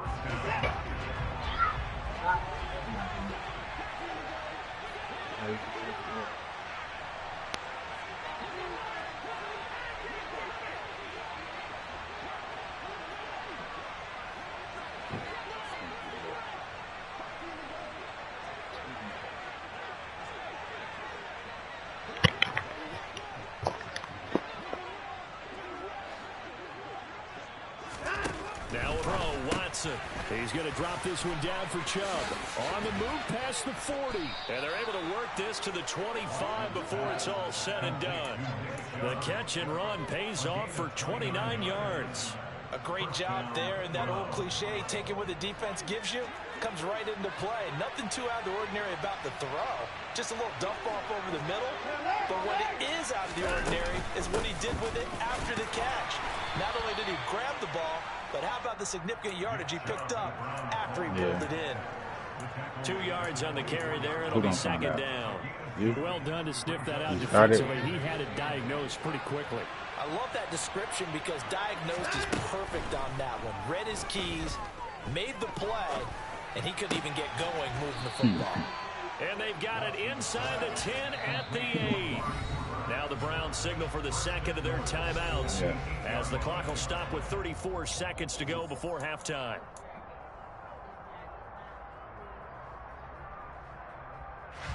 A chance to really cap off a big first half here as they come up on 1st and goal.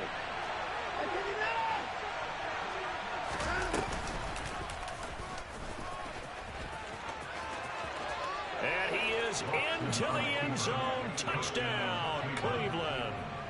Deshaun Watson keeping it himself from 8 yards out. And the Browns will extend their lead in the final minute of the half. Let go.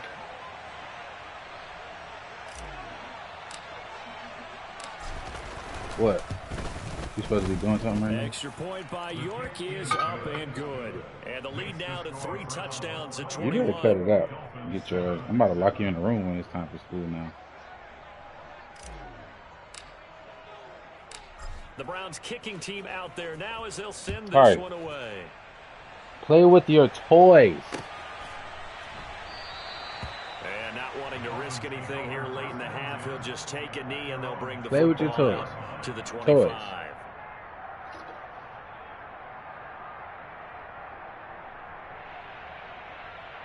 Yes, that stuff.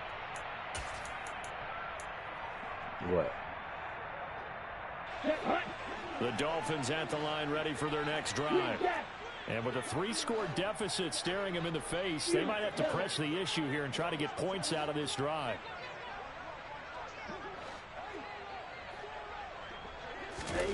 Setting to throw on 1st down is Tua. Gonna look deep for Wilson. Oh, and Tua going to be intercepted for the 3rd time. Picked off by Greg Newsome. And the Browns are going to take over here at their own 22-yard line. Well, Charles, you're so close to halftime there. You throw the interception. Not only that, you do give it to them in plus territory as well. Yeah, they were pushing real hard to try and get something more on the board on their side of the ledger right before the half. Looking at it with 20/20 hindsight, though, might have been better to hand it off a few times, hoping to get something to break instead of putting the ball in the air and, of course, putting the ball in jeopardy. A little over 20 seconds remaining in the half as they'll line up here 1st and 10. After the interception, here's Watson. He's got the hook up to Odell Beckham. And he gets this one just shy of the 40. They'll mark him down at the 39.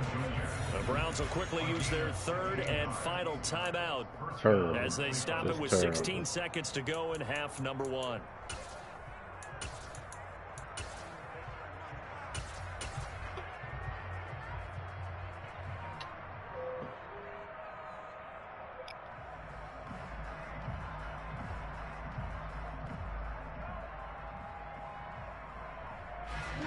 From up near the 40 now after the big play to start. Here's another 1st and 10.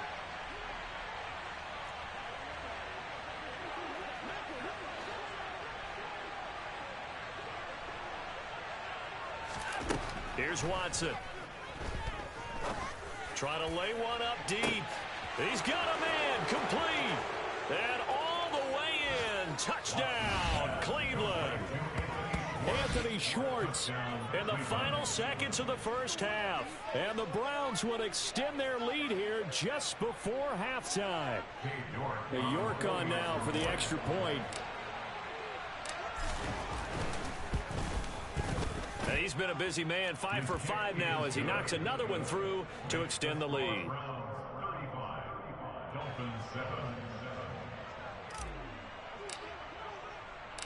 So not much time to work with here. 9 seconds remain in the half as this one is away.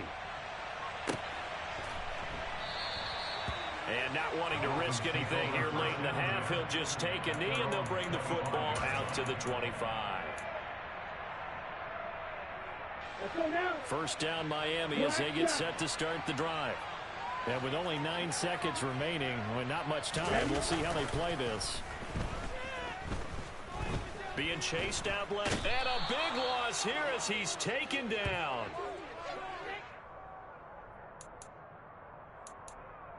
So we've come to halftime after a very one-sided beginning to this one. As we go up to Orlando now and hand it over to Jonathan Coachman with our EA Sports Halftime Report. Take it away, Coach.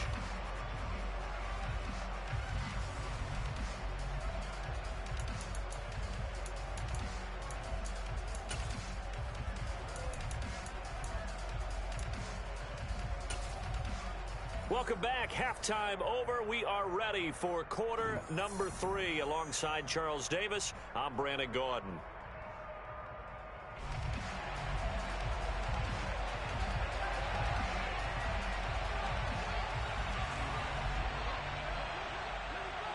The Browns are going to get the second half kickoff, and they've got this lead as well as we are back and underway.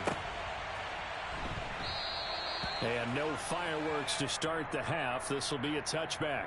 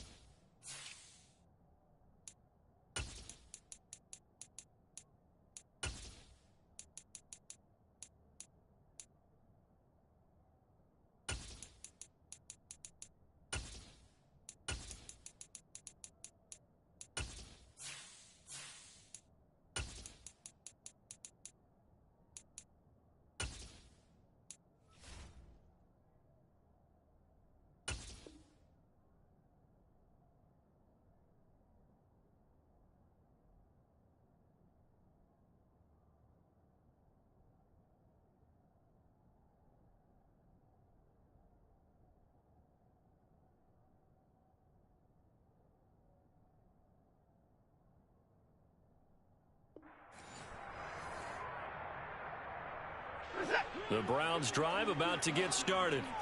And it's hard to imagine that the first half could have gone any better for them. So what's the approach here in the second half?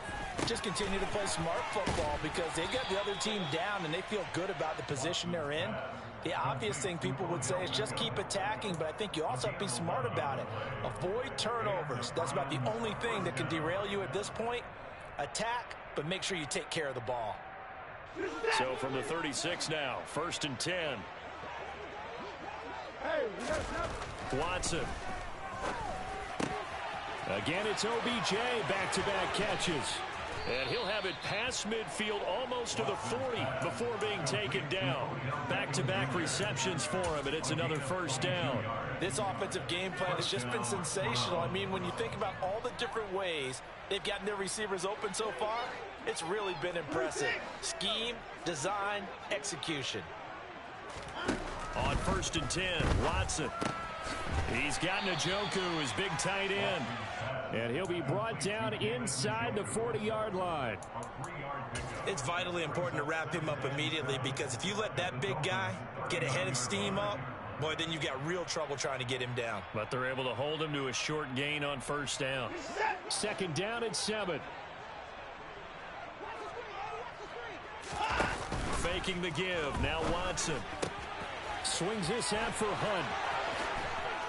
And he's got another first down as he's brought down at the Dolphins' 20-yard line. 19 yards there on the catch and run. Whatever the discussions were at halftime to try to slow down this offense, it has not worked to this point. Yeah, I have a vision right now of everything that was discussed at the half just being torn in shreds or being erased off of the Microsoft Surface tablets, because none of it is working. They are really locked in on offense. Now a throw to the end zone on 1st down, but it winds up incomplete. To give you an idea of how accurate he's been throwing the football, we're in the second half. That's just his 2nd incompletion. Well, if he's that locked in, that means everyone's locked in, because to me it's like throwing a no-hitter in baseball. The pitcher may get the credit, a lot of people making plays behind him in the field. 4 yards the gain, and it'll bring up a 3rd down. That 2nd down play call was not to pick up the 1st down. That was to accomplish what they did, to get them into a manageable 3rd down, because they had incompletion on 1st down, so they were behind the sticks, so to speak. They needed to make up some ground, and they did. Throwing on 3rd down, Watson. And that will be incomplete. What an excellent defensive stand there in the red zone. Nice tight coverage. They certainly recognized how important it was to bring up 4th down here.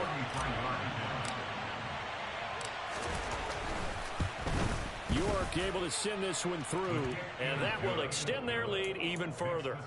Well, they picked up right where they left off in the first half. First drive after the break, they come away with 3 and increase that lead. Yeah, and you just want to keep building on that lead, don't you? Whether it's 6 points or 3 points, take everything you can get, keep maneuvering, keep adding to it, keep making it difficult for them to come back. Out is the kickoff unit as they run up and send this one away.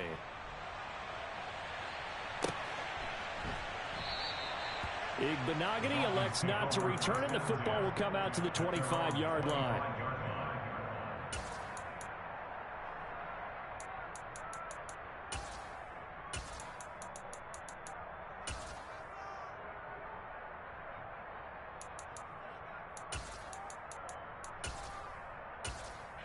The Dolphins at the line, ready for their next drive. CD, they certainly know the hole that they face as they begin the second half. They have to do what precious few teams have done in NFL history. That's try to come back from a 4-possession deficit. And, partner, you know, as that team gathers, they're saying to each other, you never say never, right? Because if you're on an NFL roster, that's how you have to think. You can always come back and win a ball game. And let's face it, we saw a certain Super Bowl, a 25-point lead late, that wasn't enough to put someone away. But that being said, this task is near impossible. Let's face it. And bottom line is, it officially becomes impossible if this possession is an empty one. Got a man, it's Waddle, complete. And he is going to have the Dolphins first down, and he was able to get it by plenty. A gain of 8 on 3rd and 3.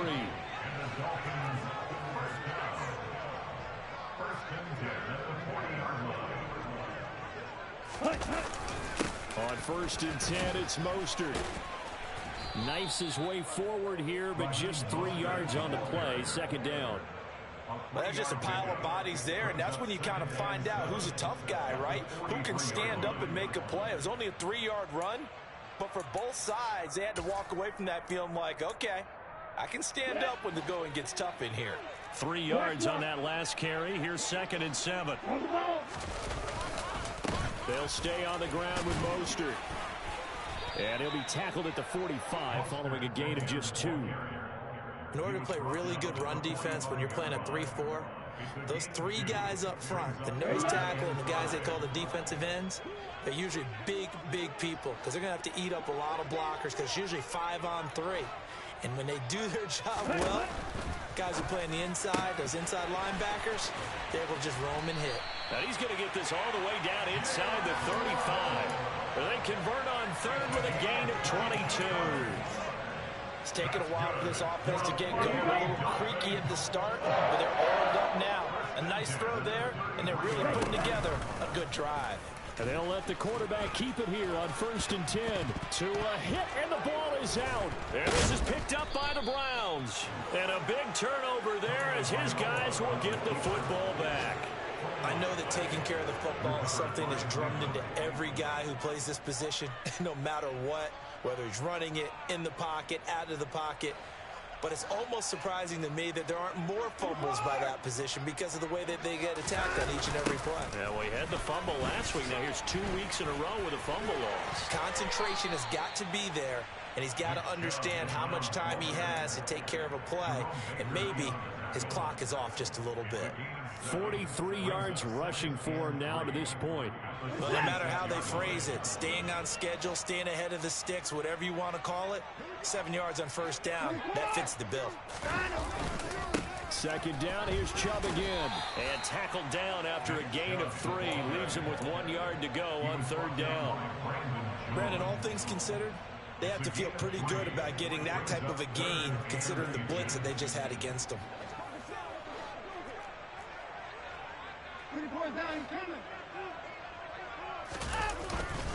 They'll run for it. Here's Chubb. And he'll be brought down on what's going to turn out to be the final play of this 3rd quarter. 3 quarters in the books. This is the National Football League on EA Sports.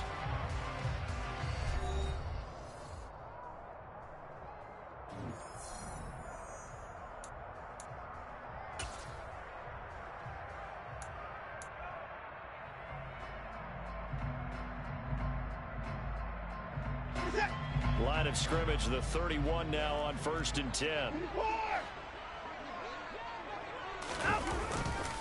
They'll go left side on the ground with Chubb. And he'll scratch out only about a yard up to the 32. You know, it's not just all athleticism from defensive linemen. Let's give them a little credit for their football intelligence as well. Read and react by them, understood the play call, and stacked it up and stuffed the run. The run only got a yard. Here's 2nd and 9. They'll try the air now with Watson.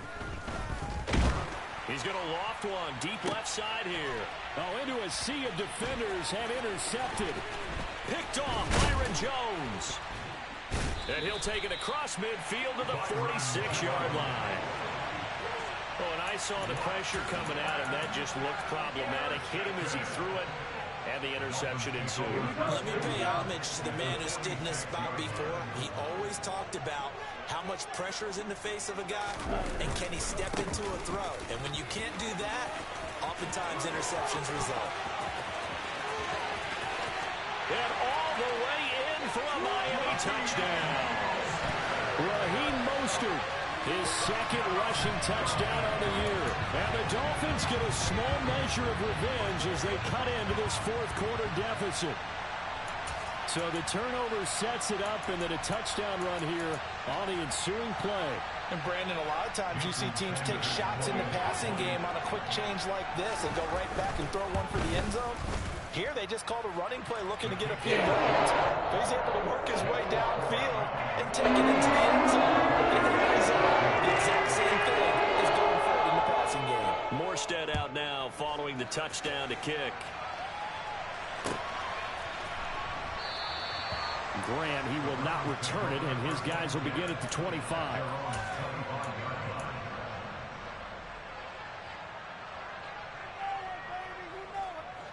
The Browns drive about to get started. Certainly no reason to panic. They've got the 3-score lead, but the turnover last time, the interception that led to a touchdown, you'd have to think they might not be dialing that up again. Yeah, probably not. They're still in fantastic shape, though, so I would imagine before he tried it out here for this series, head coach probably just leaned over to him and was like, listen, we're wearing these color shirts. Throw it to those guys, not the others. Try to make a joke out of it and just let them go out there with a little bit more confidence.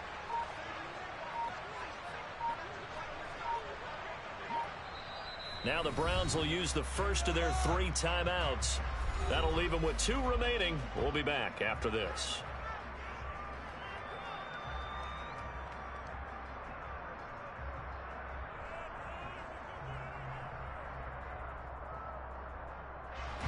Watson and the Browns now with a 1st and 10 at their 25-yard line.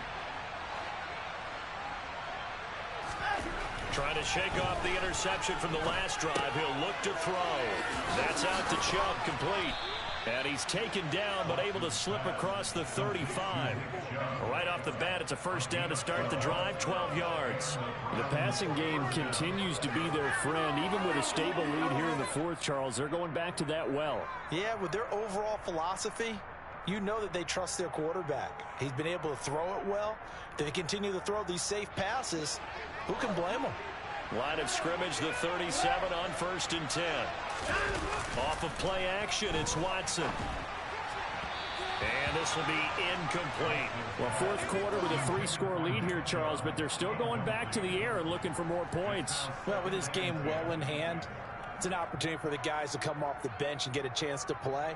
And a lot of coaches, they want to run their full playbook no matter who's on the field. So now 2nd and 10 after the incompletion on 1st down.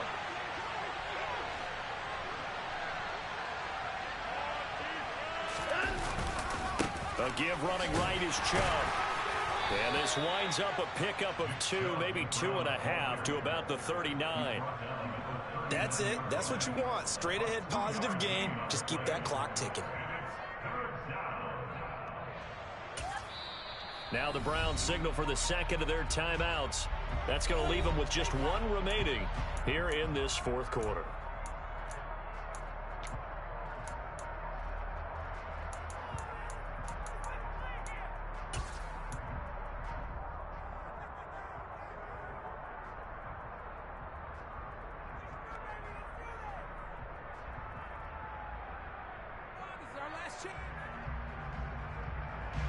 The Browns on 3rd down. They've been okay, 2 for 3 thus far. This is 3rd and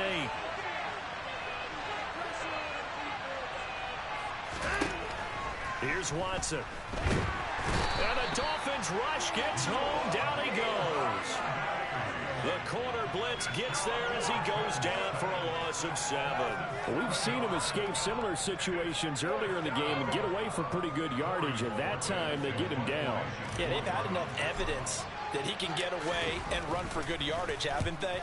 That time it felt like, okay, enough of this. Let's play it the right way and get him on the ground before he does any damage.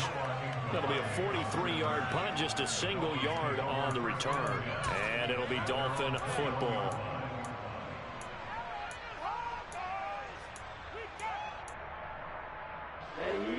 First down Miami as they get set to start the drive. And just looking ahead, it would appear that that bye week is coming at the right time. They'll have 2 weeks to chew on this one, though probably not one that they want to chew on. A poor performance from start to finish. Give him a couple on the carry there. 2nd and 8.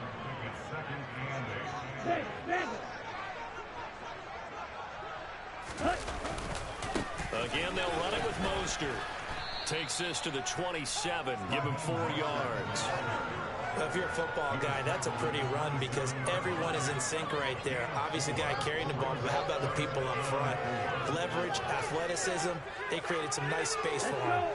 In search of 4 yards here to pick up the 1st down.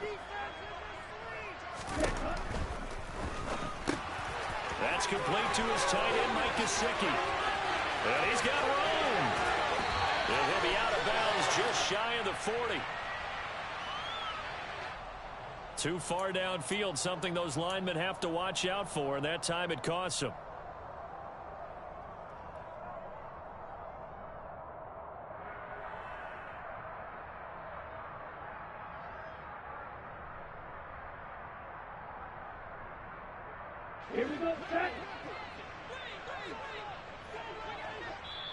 Now the Dolphins going to burn the first of their timeouts. That'll leave them with 2 remaining. We'll be back after this.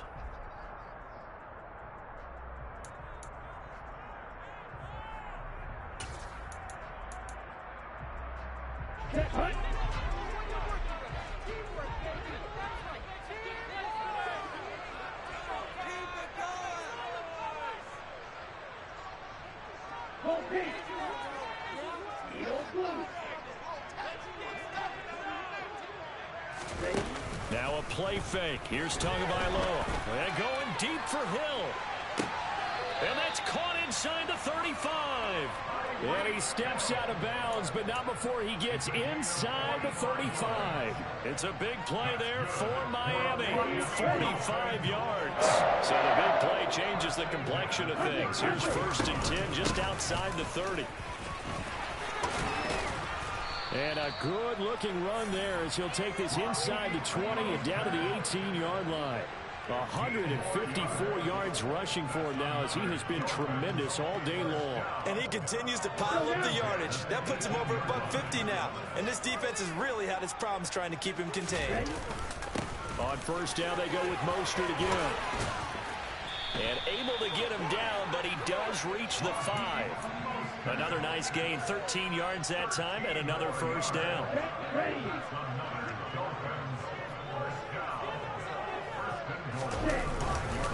Here's Mostert, and he is in. Touchdown, Miami. Raheem Mostert, his 2nd touchdown of the game, his 3rd on the year. And the Dolphins get a bit closer. Some good running there at the end of the drive. He had the burst that set up the 1st and goal, and then one play later, he's in the end zone. Brandon, what I liked about that sequence is I'm not sure who made the play call, but they understood the situation, understood the momentum. A nice hard-charging run, give it right back to him, and let him cap things off. The 2 are going to try and throw for it toward the end zone, but that's going to wind up incomplete. Tough there. Good pass. Hit the hands. He just couldn't bring it in. And every receiver's coach everywhere. Seeing that play, focus, focus, focus. Watch it all the way in and tuck it away. And this will be a touchback as Grant opts not to return it.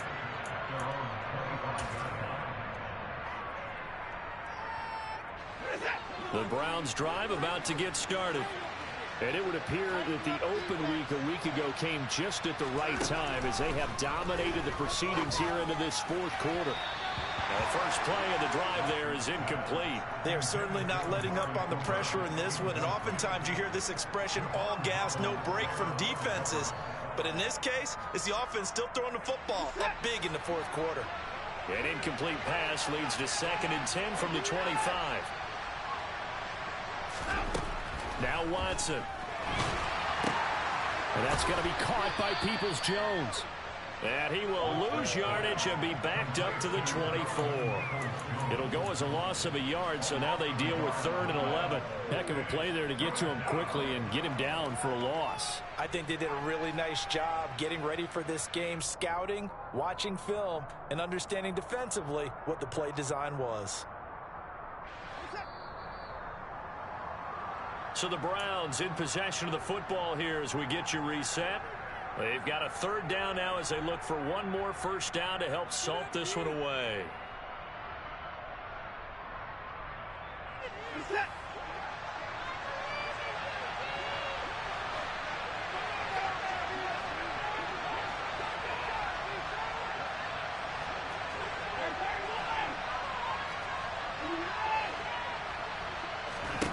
Back to throw, Watson. And the throw there going to be incomplete. How about some applause for the defense there? They forced him to throw that one into coverage, and just like that, they're staring at a 4th down. Well done. The Browns send out their punter now as he'll punt it away for the 2nd time. His first punt, 48 yards. This one looks equally as good. Fielded at the 33. Call it an even 40-yard punt. 7, though, on the return. And out will come the offense as they take over.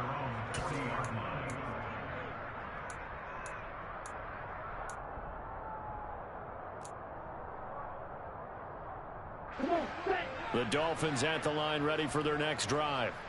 Where we stand right now in the fourth quarter, this one pretty much out of reach. And, Charles, I know they're going to be disappointed about several things. And his pass is intercepted for the fourth time today. Picked off by Grant Delpit. And the Browns will take over here as they get it up to the 43-yard line. Gosh, you add up last week and this week now. That's 9 interceptions in this two-game stretch, and we're not done here. It's almost as if they can't even believe their eyes. Or maybe, partner, is the confidence level in him so high that they believe he'll get out of it and make plays for them to win a game. Well, they've said they believe in him. That's being tested right here. But now a throw on first down there, but it's incomplete. The incompletion there stops the clock. Any surprise they're throwing here late? Ordinarily, yes, because you would think enough is enough. They've got plenty of lead, but I've seen this a bunch of times as well. The defense is going to crowd the line of scrimmage. If you just hand it off inside, you're getting your running back popped a lot as well. Sometimes the defense dictates. Accelerating, and off he goes. And all the way in. Touchdown, Cleveland. Deshaun Watson with his second touchdown of the afternoon. And the Browns look like they're going to get back in the win column as they extend their lead here in this fourth quarter. Extra point by York is up and good. And they open the lead up now to 25. The Browns kicking team out there now as they'll send this one away.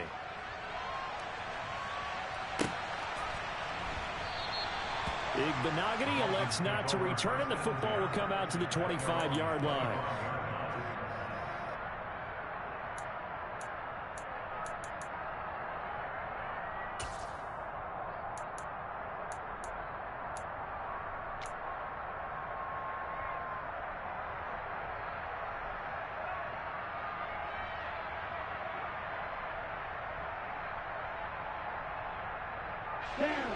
First down, Miami, as they get set to start the drive.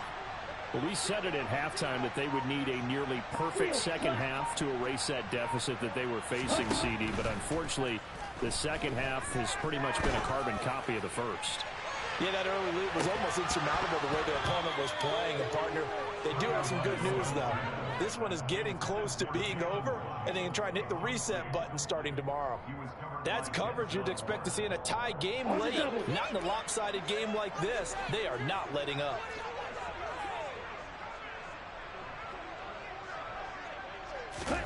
To throw on 2nd and 10. Tua. And the Browns pressure gets to him that time, and he's going to go down.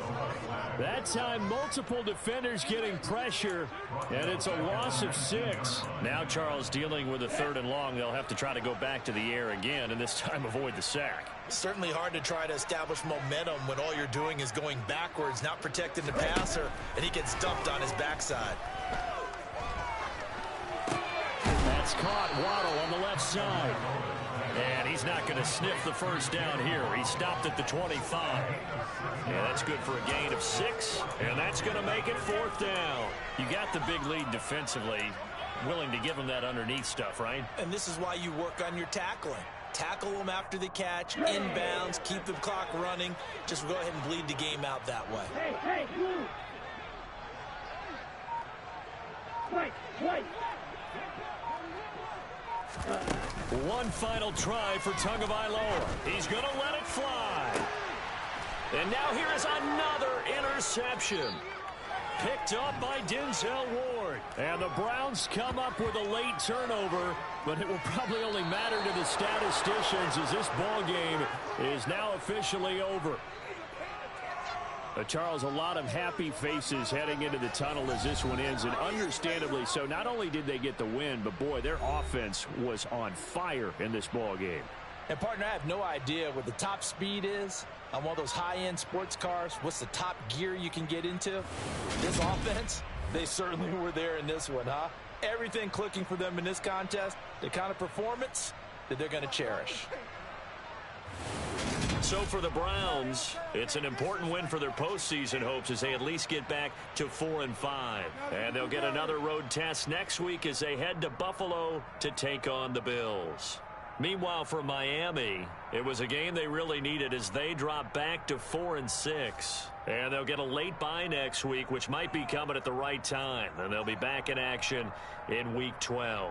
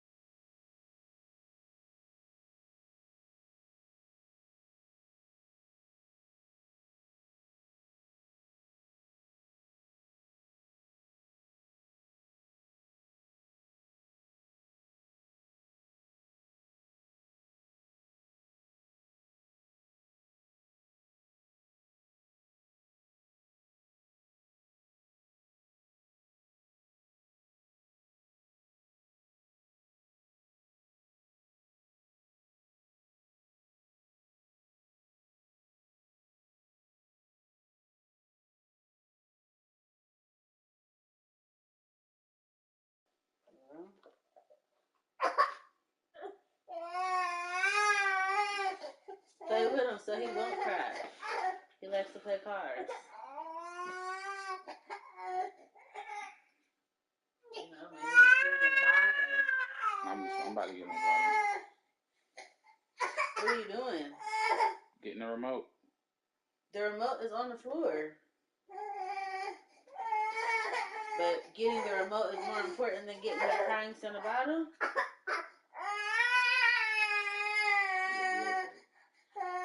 Well, you know, he didn't really eat too much. That doesn't really fill him up. Jakari, relax.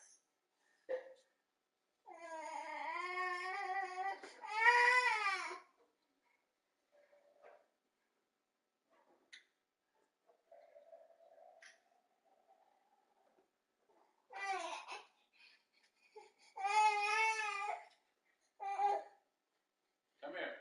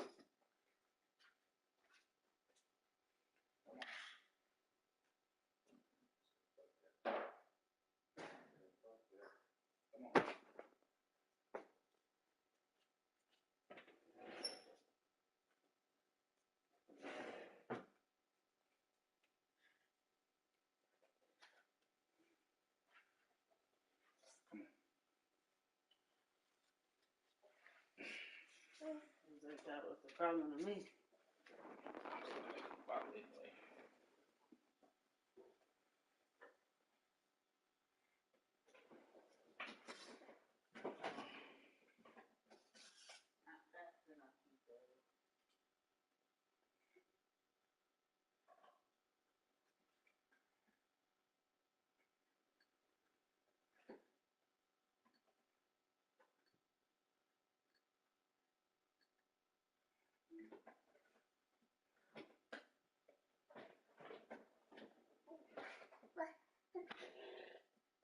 That shit stinks. What? The milk. So you get in the shower, but No. open your mouth. You was looking dead at me when I shook my Actually, head. I wasn't. I was looking like this at the floor at first to make sure I had everything that I came down here for. And I don't know, it was so hard for you to open your fucking mouth. They bring that one down. Nice hit right there. Put that controller up. There was Grant Haley, who's getting a shot to play the slot. And that ball was out before Haley even got there. Yeah, Haley, unless he just misses the tackle, that was not going to be enough for the first down, but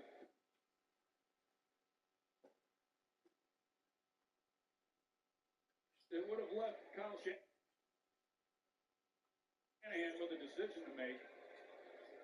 They're around the 40-yard line, whether or not he wanted to go for it on fourth down. Wisnowski.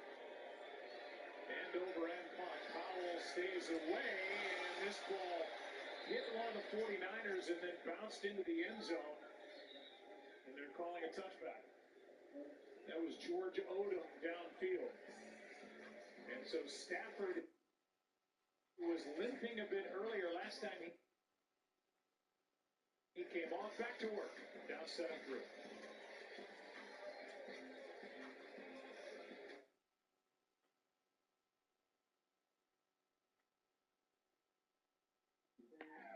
Your referee? Apple. Omaha.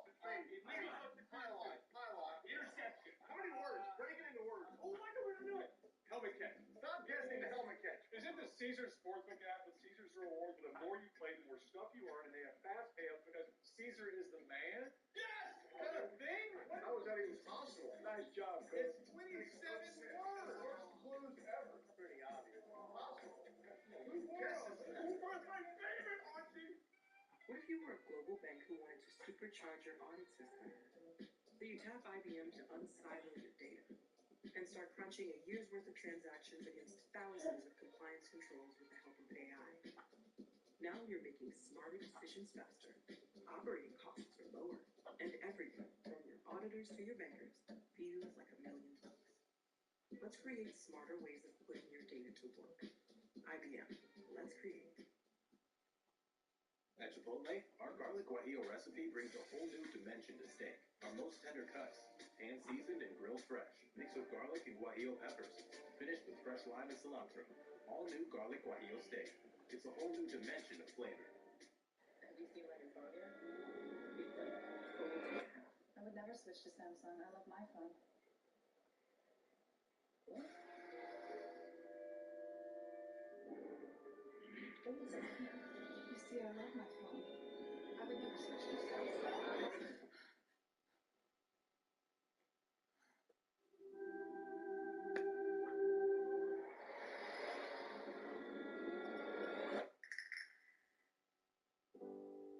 To all those fighting, we see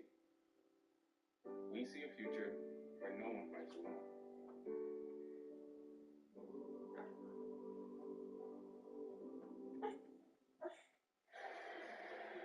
Welcome back to Santa Clara. Well, after that last Rams 3-and-out, and after Senator Coleman Shelton had just been back in the locker room being evaluated for an ankle injury, he came limping off the field again. That right ankle appearing to really be bothering him.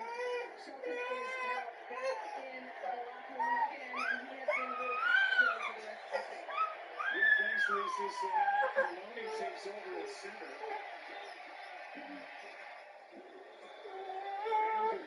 protection to start. Stafford just able to get rid of it. Nick Bosa was about a step late. It's second down and 10. Well, that's significant. When you start losing the center typically makes a lot of calls at the line of scrimmage, but not to mention the impact that it has on the quarterback. Now, Jackson, that's the start the year ago, a couple games. There was some familiarity there with Matthew Stafford. He is in shotgun more than he's underneath the center.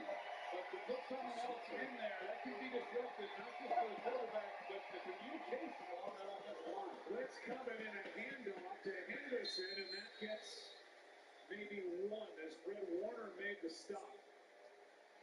And Hufanga was coming on the blitz. Yeah, a lot of times they have the right call because Hufanga was coming from the side over here. They're running the ball this way. So a lot of times you can hit one big when you catch a team in a blitz like that, if you get a pass that initial line of defense. Third down and 9. Stafford, good protection, out to his right. Looking for help, and he won't get it. Along the sideline, it was Allen Robinson, the target, and Charvarius Ward was there step for step. Amador Lenore does an outstanding job on Cup. He's got him one-on-one. There's no help. And he's underneath the route, and that's where Stafford wanted to go with the football. He was looking for Cup the entire way, and Lenore, who's kind of found a home in that nickel position. He was an outside corner a year ago, but he's been good last week and so far in this one. So the Rams, a 14-play drive, the first time they had it, settled for a field goal, and then back-to-back 3-and-outs. 58-yard punt here. 49ers back to work on offense, leading 7-3. Here's the problem. Nobody knows what Hulu Plus Live TV is. Yeah, it comes with over 75 live channels with sports like NFL games, plus Disney Plus, plus ESPN Plus. What do we call it? Hulu Plus Live TV plus plus what? That's dumb, but we're going to go with it.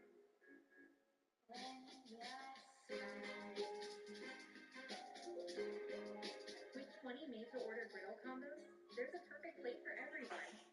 Great value for all your favorites, only from IHOP. Download the app and earn free food with every order. Take control of your career. Earn your bachelor's in just 2.5 years at ECPI University. Ghirardelli Caramel Squares makes life a bite better. What's it like having Xfinity Internet with supersonic Wi-Fi? It's fast, like beyond gig speed fast. Learn about supersonic Wi-Fi or get started with unlimited internet for $29.99 a month with a 2-year rate guarantee when you add Xfinity Mobile. Switch today. Cold case in Alaska. Her death is part of a pattern, and we need to show who's to blame. We're going to break this story.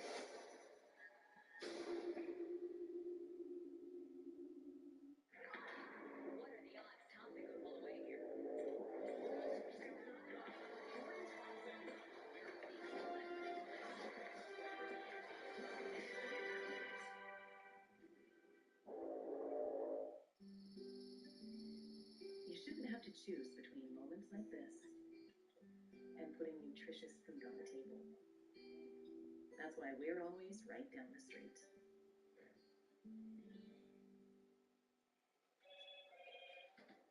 The Motorola Edge, a camera for when things get shaky. And a display that'll show the colors your heart needs for.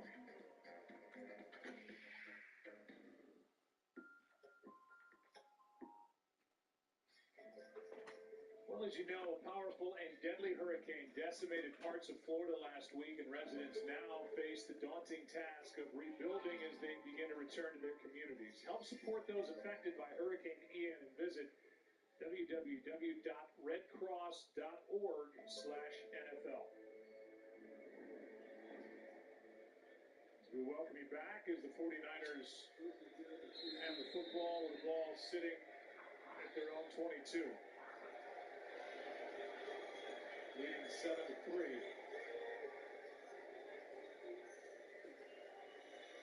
Good protection. Garoppolo floats it. And off the hands of tight end Charlie Warner. Oh, man, that's one that Jimmy Garoppolo definitely wants back. They go with a 2 tight end package. The protection up front. is excellent, as it has been throughout the night. But Charlie Warner runs an excellent route. He's expecting that ball to the inside, and if he hits him, I mean, he's got an opportunity. He's one-on-one on Terrell Lewis. Anything could have happened. You think back to last week's game, Jimmy missed a couple blown coverages by Denver, but then he hit Deebo Samuel when he was wide open with an underthrown ball. It looks a lot like some of those throws we saw last week. Donald not out there, and this ball is knocked into the air by Ramsey. He was in there with Leonard Floyd, and Ramsey got up and got a hand on it. 3rd down and 10. They had a little something, too. If Ramsey working that star position and he's able to get a hand on the ball, because if he doesn't, there were blockers out in front.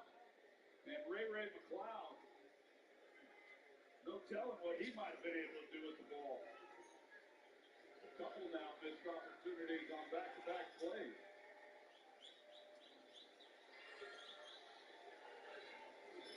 They're down at 10. Garoppolo fires too high for Jawan Jennings, and he had Jennings open and missed him. Yeah, and the Rams bring a blitz, so there's a 5-man rush, and the 49ers picked it up beautifully. So he had time in the pocket, and if he's just able to keep this one down, there was room to run there for Jawan Jennings.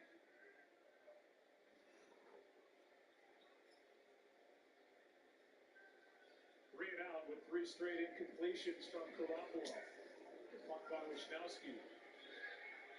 Fair catch. Hauled in by Brandon Powell. And just a 42-yard punt. We are back in 30 seconds after a word from T-Mobile. Wherever we come from, we all have one thing in common. We all want the incredible new iPhone 14 Pro. Now at T-Mobile. T-Mobile is Apple TV Plus included. So watch your favorite Apple originals on the most advanced smartphone display ever. Get iPhone 14 Pro on us with Apple TV Plus included. Now at T-Mobile.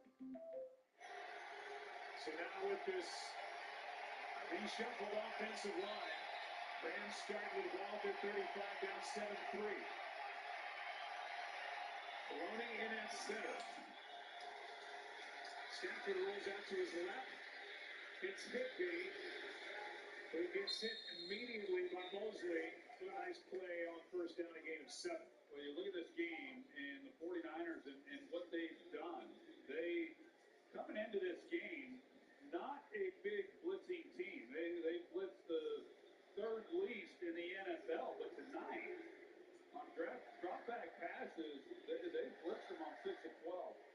Tonight, D'Amico Ryan changed it up. They've had success doing it, and they've been able to get after Matthew Stafford.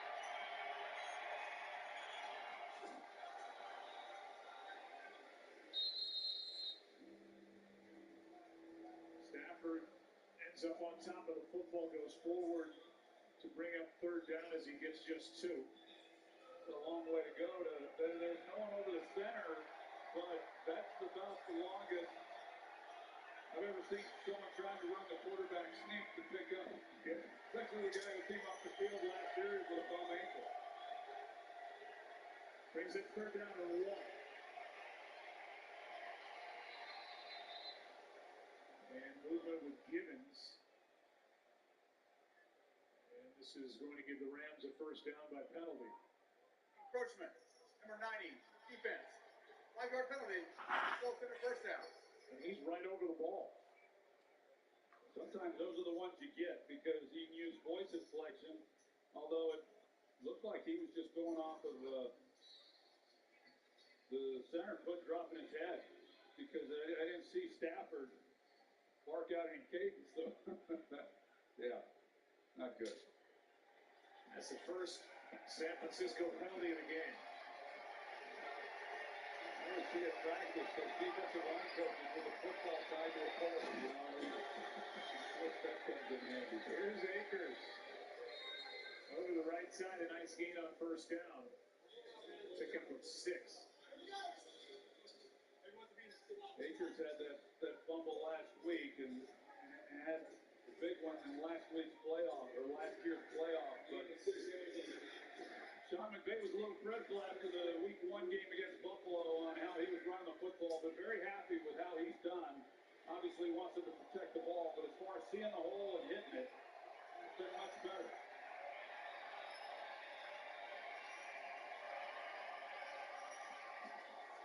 Second down and 4. Stafford trying to set up a screen. Instead, he comes out to Higby.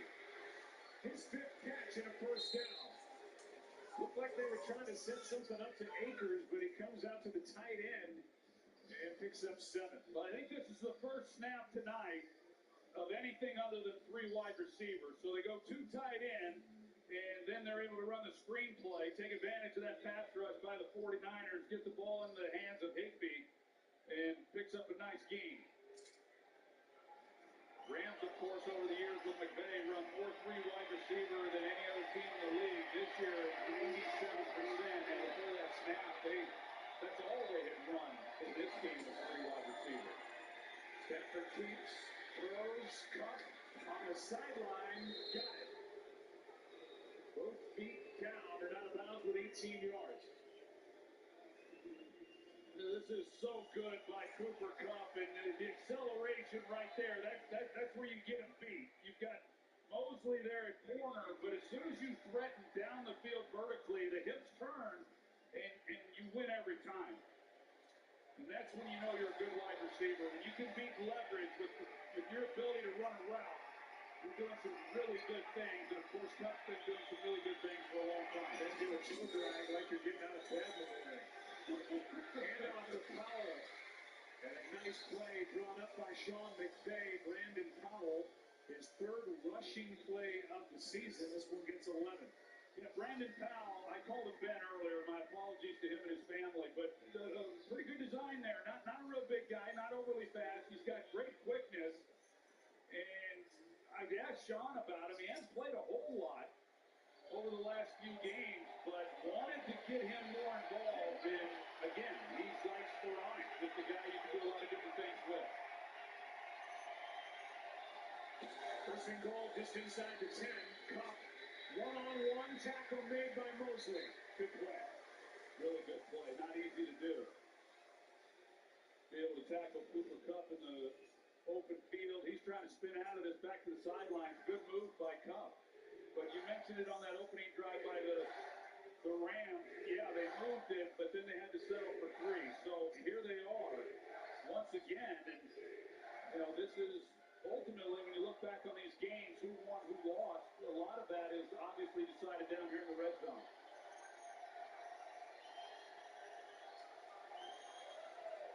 Play clock is at 4. No problem. Stafford, good protection over the middle and incomplete to Skoranek.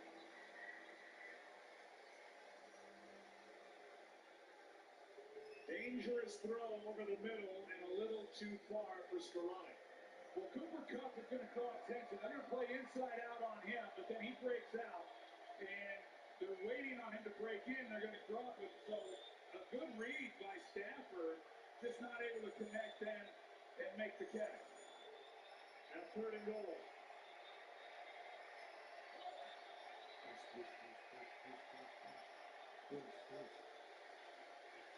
Pass is incomplete.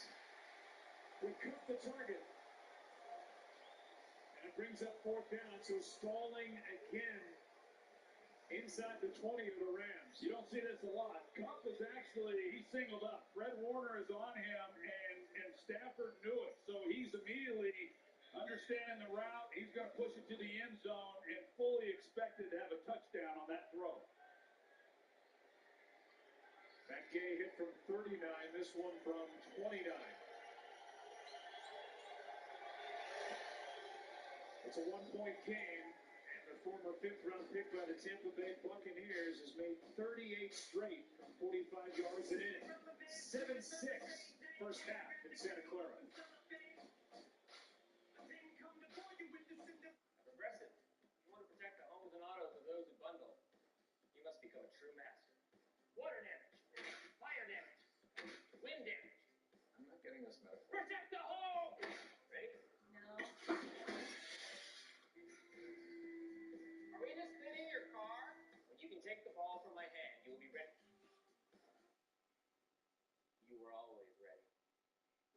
do that whole training? That's mostly for me. Confidence booster. No matter what you're in the mood for, with the almond Royal Crispy Chicken lineup at Burger King, you can't go wrong. Classy, cheesy, spicy, or tangy. Reward yourself with any of the almond Royal Crispy Chicken sandwiches today, only at Burger King. A Corona and palm trees. A Corona and calm seas. And a balm breeze. And some long knees, strong like a tongue squeeze. You'll say, "Oh, geez," when I make your lawn freeze. Was that good? No. It was incredible. Really bad. But this is good. They should have wrapped. Are you ready for football? No, really. Are you? Are you screaming for football? Dreaming for football? I love you, Joe Shower. Are you crafting, parenting, and naming your pets for football? Are you breaking up with me for football? Are you dancing, flexing, prepping, jonesing, burrowing, and hyping yourself up for an all-new season of football? Good. Then you're ready.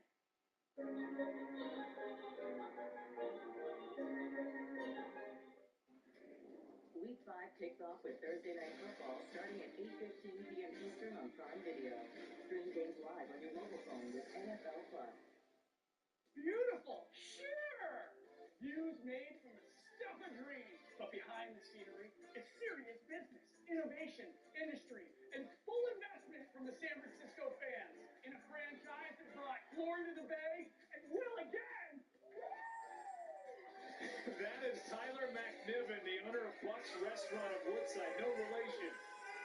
Buck's a Silicon Valley staple where historic deals took place for Tesla, PayPal, eBay, Hotmail, and more, and still a popular meeting place for entrepreneurs, venture capitalists, as well as former Niners players. Hall of Famer Ronnie Lott is a regular at Buck's Restaurant of Woodside. Great Ronnie Lott.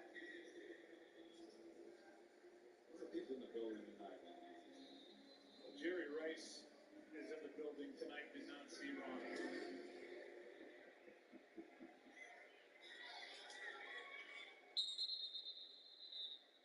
Well, off to the cartoon world we go. It's been a road of sharp turns for Kyle Shanahan's 49ers.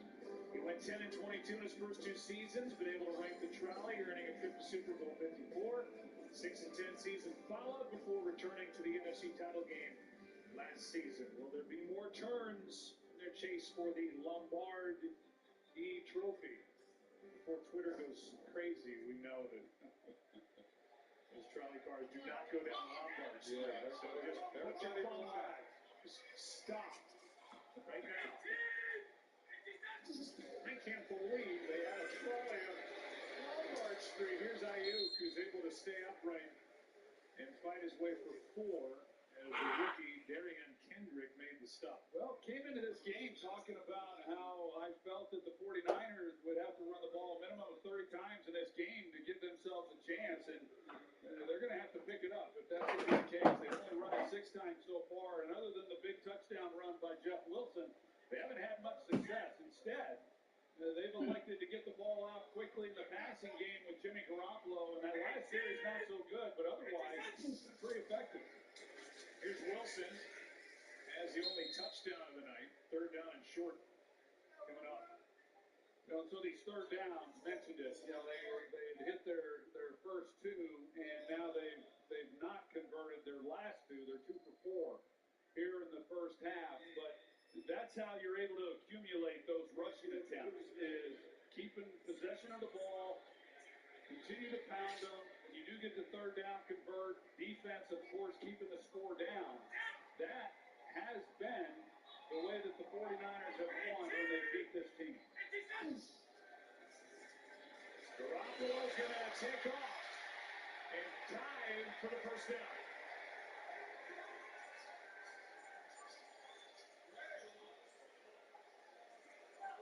Really good job by Jimmy Garoppolo, just seeing what was out in front of him and knowing what he had to do. You see all the bodies, over there on Aaron Donald, and Jimmy picks it up. But Raheem Morris, the defensive coordinator for the Rams, I think he does a good job.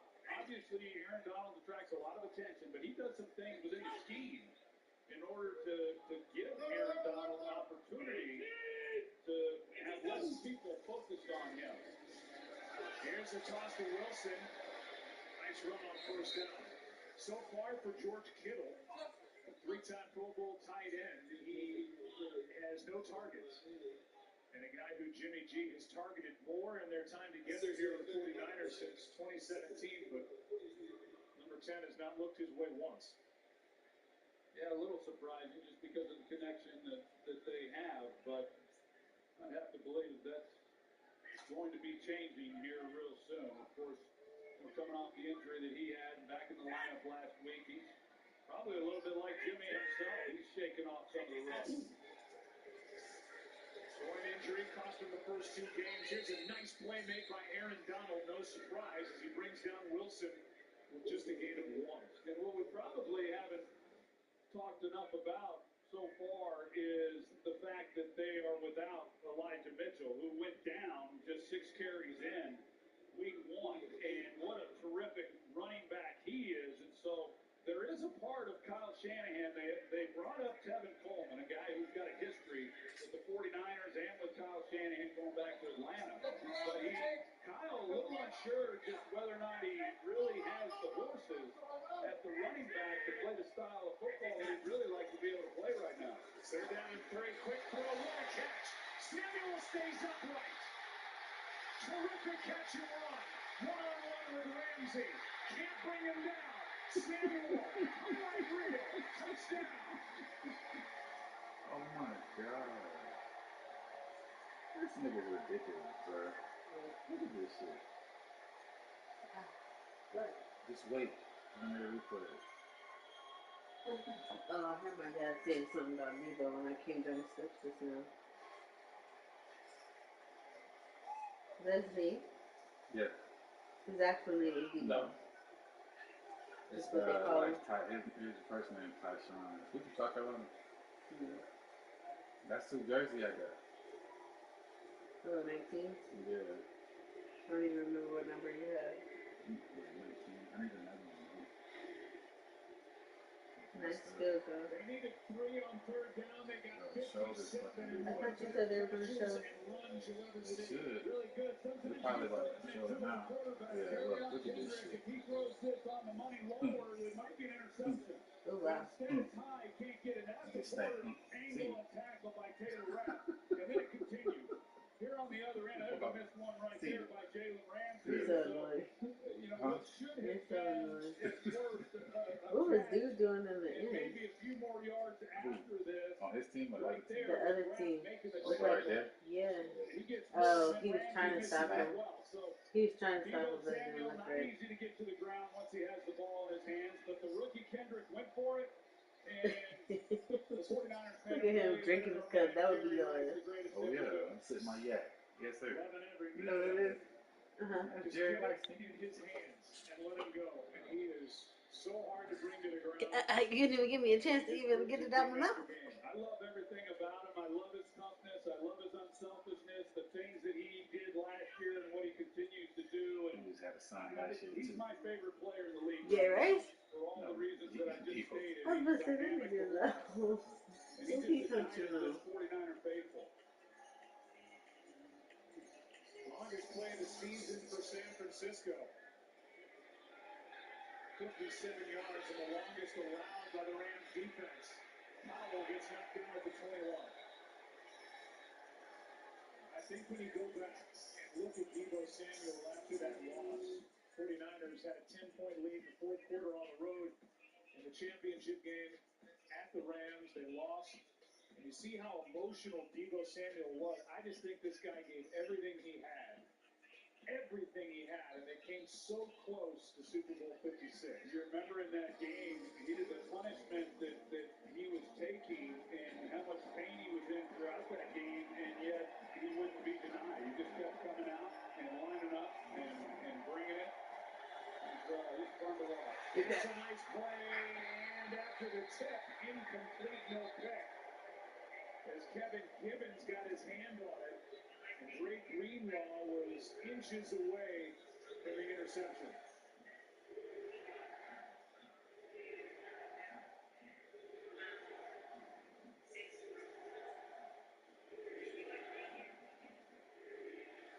big turnover there after what just happened. This game can get away from you in a hurry. This is a big set of downs. I'm not saying that guy go score, but they cannot go 3 and out. Hand off to Henderson on 2nd and 10, and Barrow gets fined. And right now with the play clock and you see what's left in this first half, Stafford, I would bet everything I have they're going to let this thing go down to 2-minute warning. Maybe walking home. Big bet. That is a big bet. I read the New York Post. 3rd down and 5. You win. You won your bet. Holding your breath over there. Thinking you had to give it all up, all that hard work. Deebo Samuel reminding everybody just how great number 19 is. 57 yards, electrifying. 2-minute warning, 49ers up 8. Okay, hear me out. With the power of Visa, an official sponsor of the NFL, anyone can change the game. You, me, Derek Henry, and these kids. Derek's using Visa to load up the next generation with the gear they need to be just like their football heroes. They're going to be tackling and blocking and stiff-arming anybody that can get their little hands on. They're going to be champions. One day. Visa, an official sponsor of the NFL. Liberal Sherry Beasley is coming from you with higher taxes on almost everyone and an army of new IRS agents. Beasley backs the liberal scheme to spend billions out of the middle class. Politician Sherry Beasley costs us too much.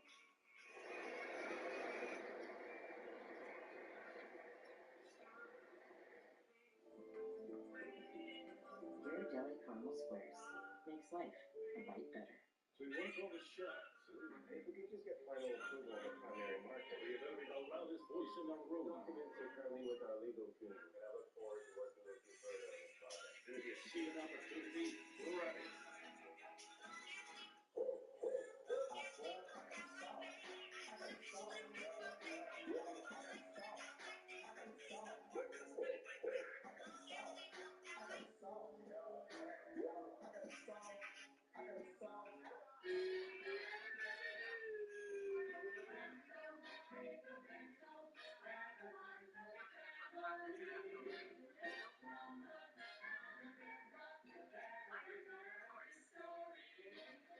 I've seen a lot of Halloweens, and let me tell you, it's always the same. It's cute. So I was glad to hear Geico and Funko make something new for Halloween. Limited edition Gecko Funko Pops. It's like a friend that'll never leave you because you turn into a zombie. Still the same person, Jeff.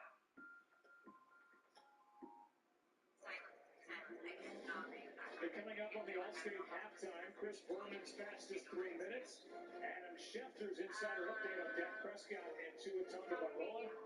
And remember the half with Susie Colbert, over McFarland, and Adam Schefter.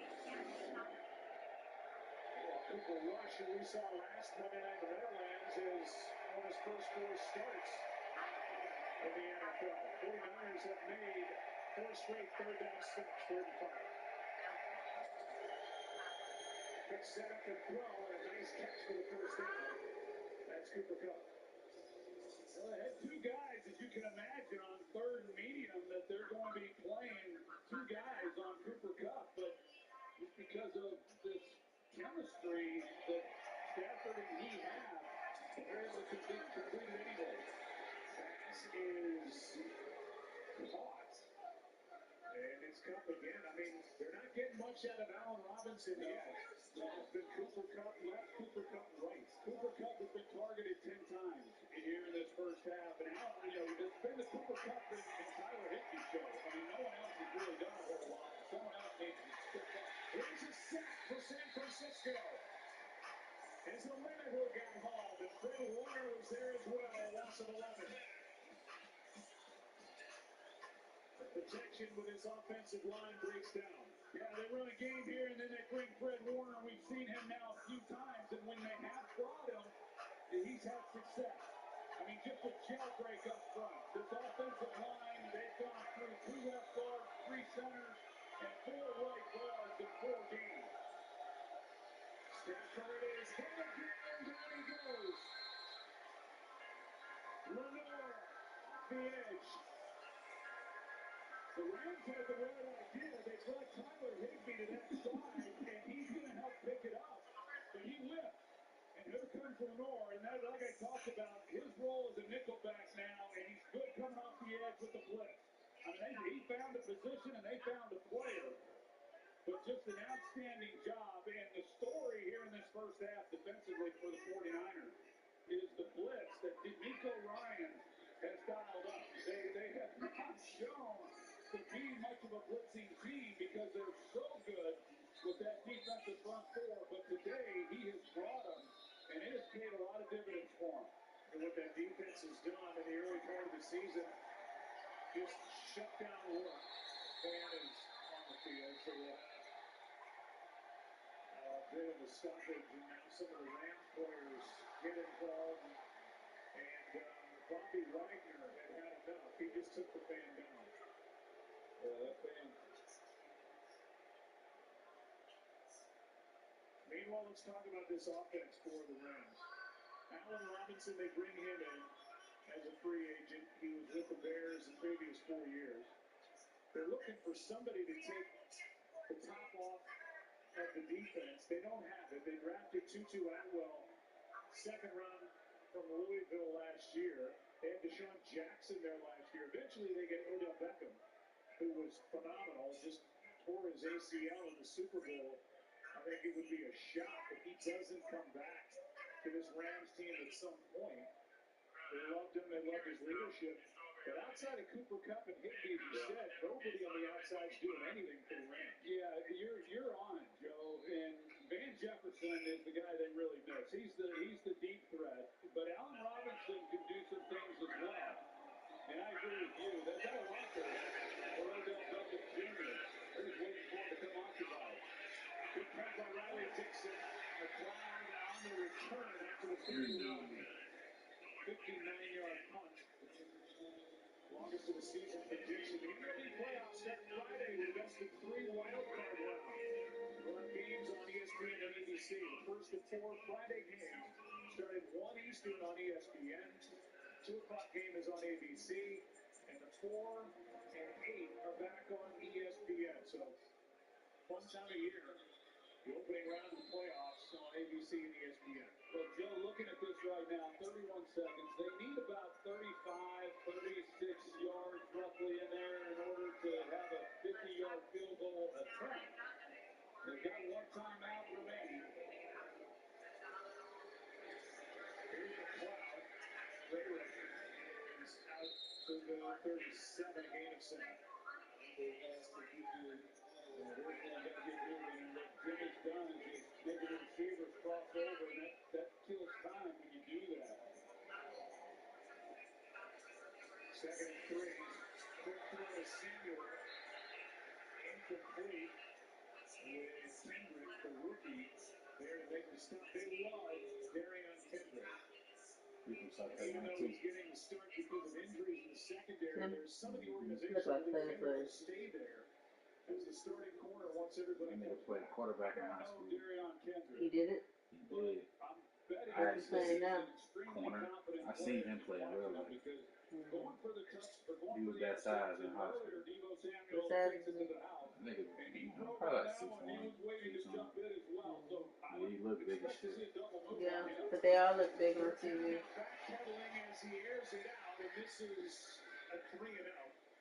With now 2 seconds remaining in the half, and there's Kendrick again, this time on Ray McLeod. Yeah, he hasn't been shy about doing a little barking after some of these plays. Former wide receiver at Clemson moved to corner, then That moved it on holy to Georgia. stocking cap away. 40, so he slid down to the 6th round. He's in the concussion protocol after the game in Arizona, cleared it. Led the team in tackles last week, and the Rams win.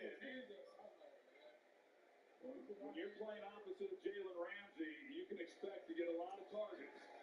4th down and 3, they just throw it downfield, and that will end.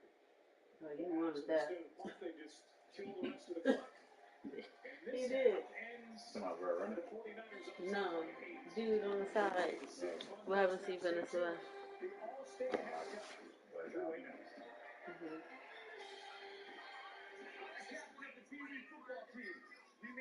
serious ass in Tennessee. You are? And you are so tired of playing defense against them, so your focus is about to ride the bench. Nice to meet you. So who's in the lead? Who's in the lead? Me. Oh, out of everybody? Oh. And this is only 4 people. You and him in a different league? Yeah. So you got in 2 leagues? I'm in like 4 leagues. 1, 2, 3, 5 actually. Welcome to the All-State halftime. Kyle Shanahan said we need to make it our type of game. Goal looks just like this. Well, some type of game. If they're going to win, they're going to run their football. I got the 5 yards of carry. They're going to get explosive plays with Debo Samuel. Anytime you face a 49er football team, you got to worry about pressuring your quarterback. 4 sacks today. So far, so good for the 49ers. D'Amico Ryans has said this is the identity of this defense to have. And both teams shorthanded on the offensive line. So far, the 49ers have overcome that better than the Rams have in the first half. Now 30 minutes to go, or more, in week 4 for the best of the rest. Here's Chris Berman's fastest hit. Thanks, Susie. Good to be back after a couple of bye weeks. The 4th Sunday of the season, and only one team that won all the games, the Eagles. Only one team that lost all the games, the Raiders. It's been that tight to start. And you could buy a ticket to see the best quarterback in football.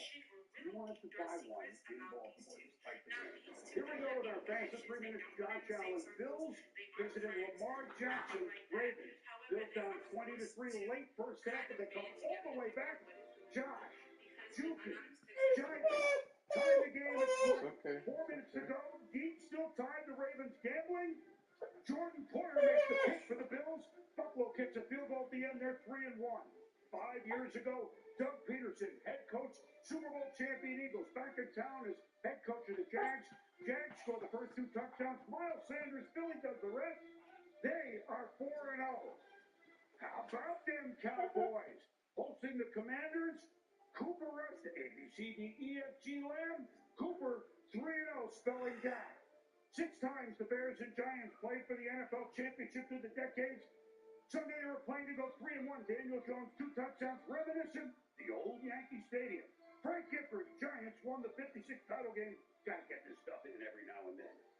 At Lambeau, the Patriots gave the Pack all they could handle. Aaron Rodgers 5th ever to 500 touchdown passes.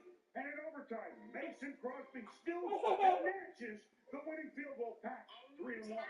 Across the pond, Saints and Vikings in London for the tie. At the end, we're what? 61 yards. Doink! Doink! Dennis Allen, Saints coach. He hit the bloody upright. Vikings win. When Derrick Henry looks like this for Tennessee, the Titans look like winners. They're 0-2. They win at the Colts. Now they're 2-2. 1,100 yards almost in total offense. Rashad Penny, Seahawks, win at Detroit, 48-45. What a wild one. Zach Wilson, quarterback first time this year, Jets. Catches a touchdown. They never win in Pittsburgh. They do on Sunday despite the debut of rookie Kenny Pickett. Jacoby Brissett, Brown, looking for the tying field goal. He offered for Atlanta at home saves the day. Falcons 2-2. Kyler Murray, Cardinals at Carolina. The Hollywood Browns. Cards win their 2-2. Chargers looking like we expected them. Justin Herbert, Austin Eckler, he has 3 touchdowns. Chargers win at the Texans. And the Raiders. Marvin Gordon of Denver. Bumbo! Amit Robertson wins quick pass of goal 21. He cuts. Go! Play the Raiders. Austin Schneider winning over Denver. Prime time on ESPN Plus every Sunday live at 7:30. Monday, Tuesday, Wednesday. Area 1. Susie. Boys Fun Ball, when we come back, Ryan has this morning that timetable for Dad's return as well as rules at Cooper Rush. You're watching the All-State halftime. All-State, reminding you that football season is mayhem.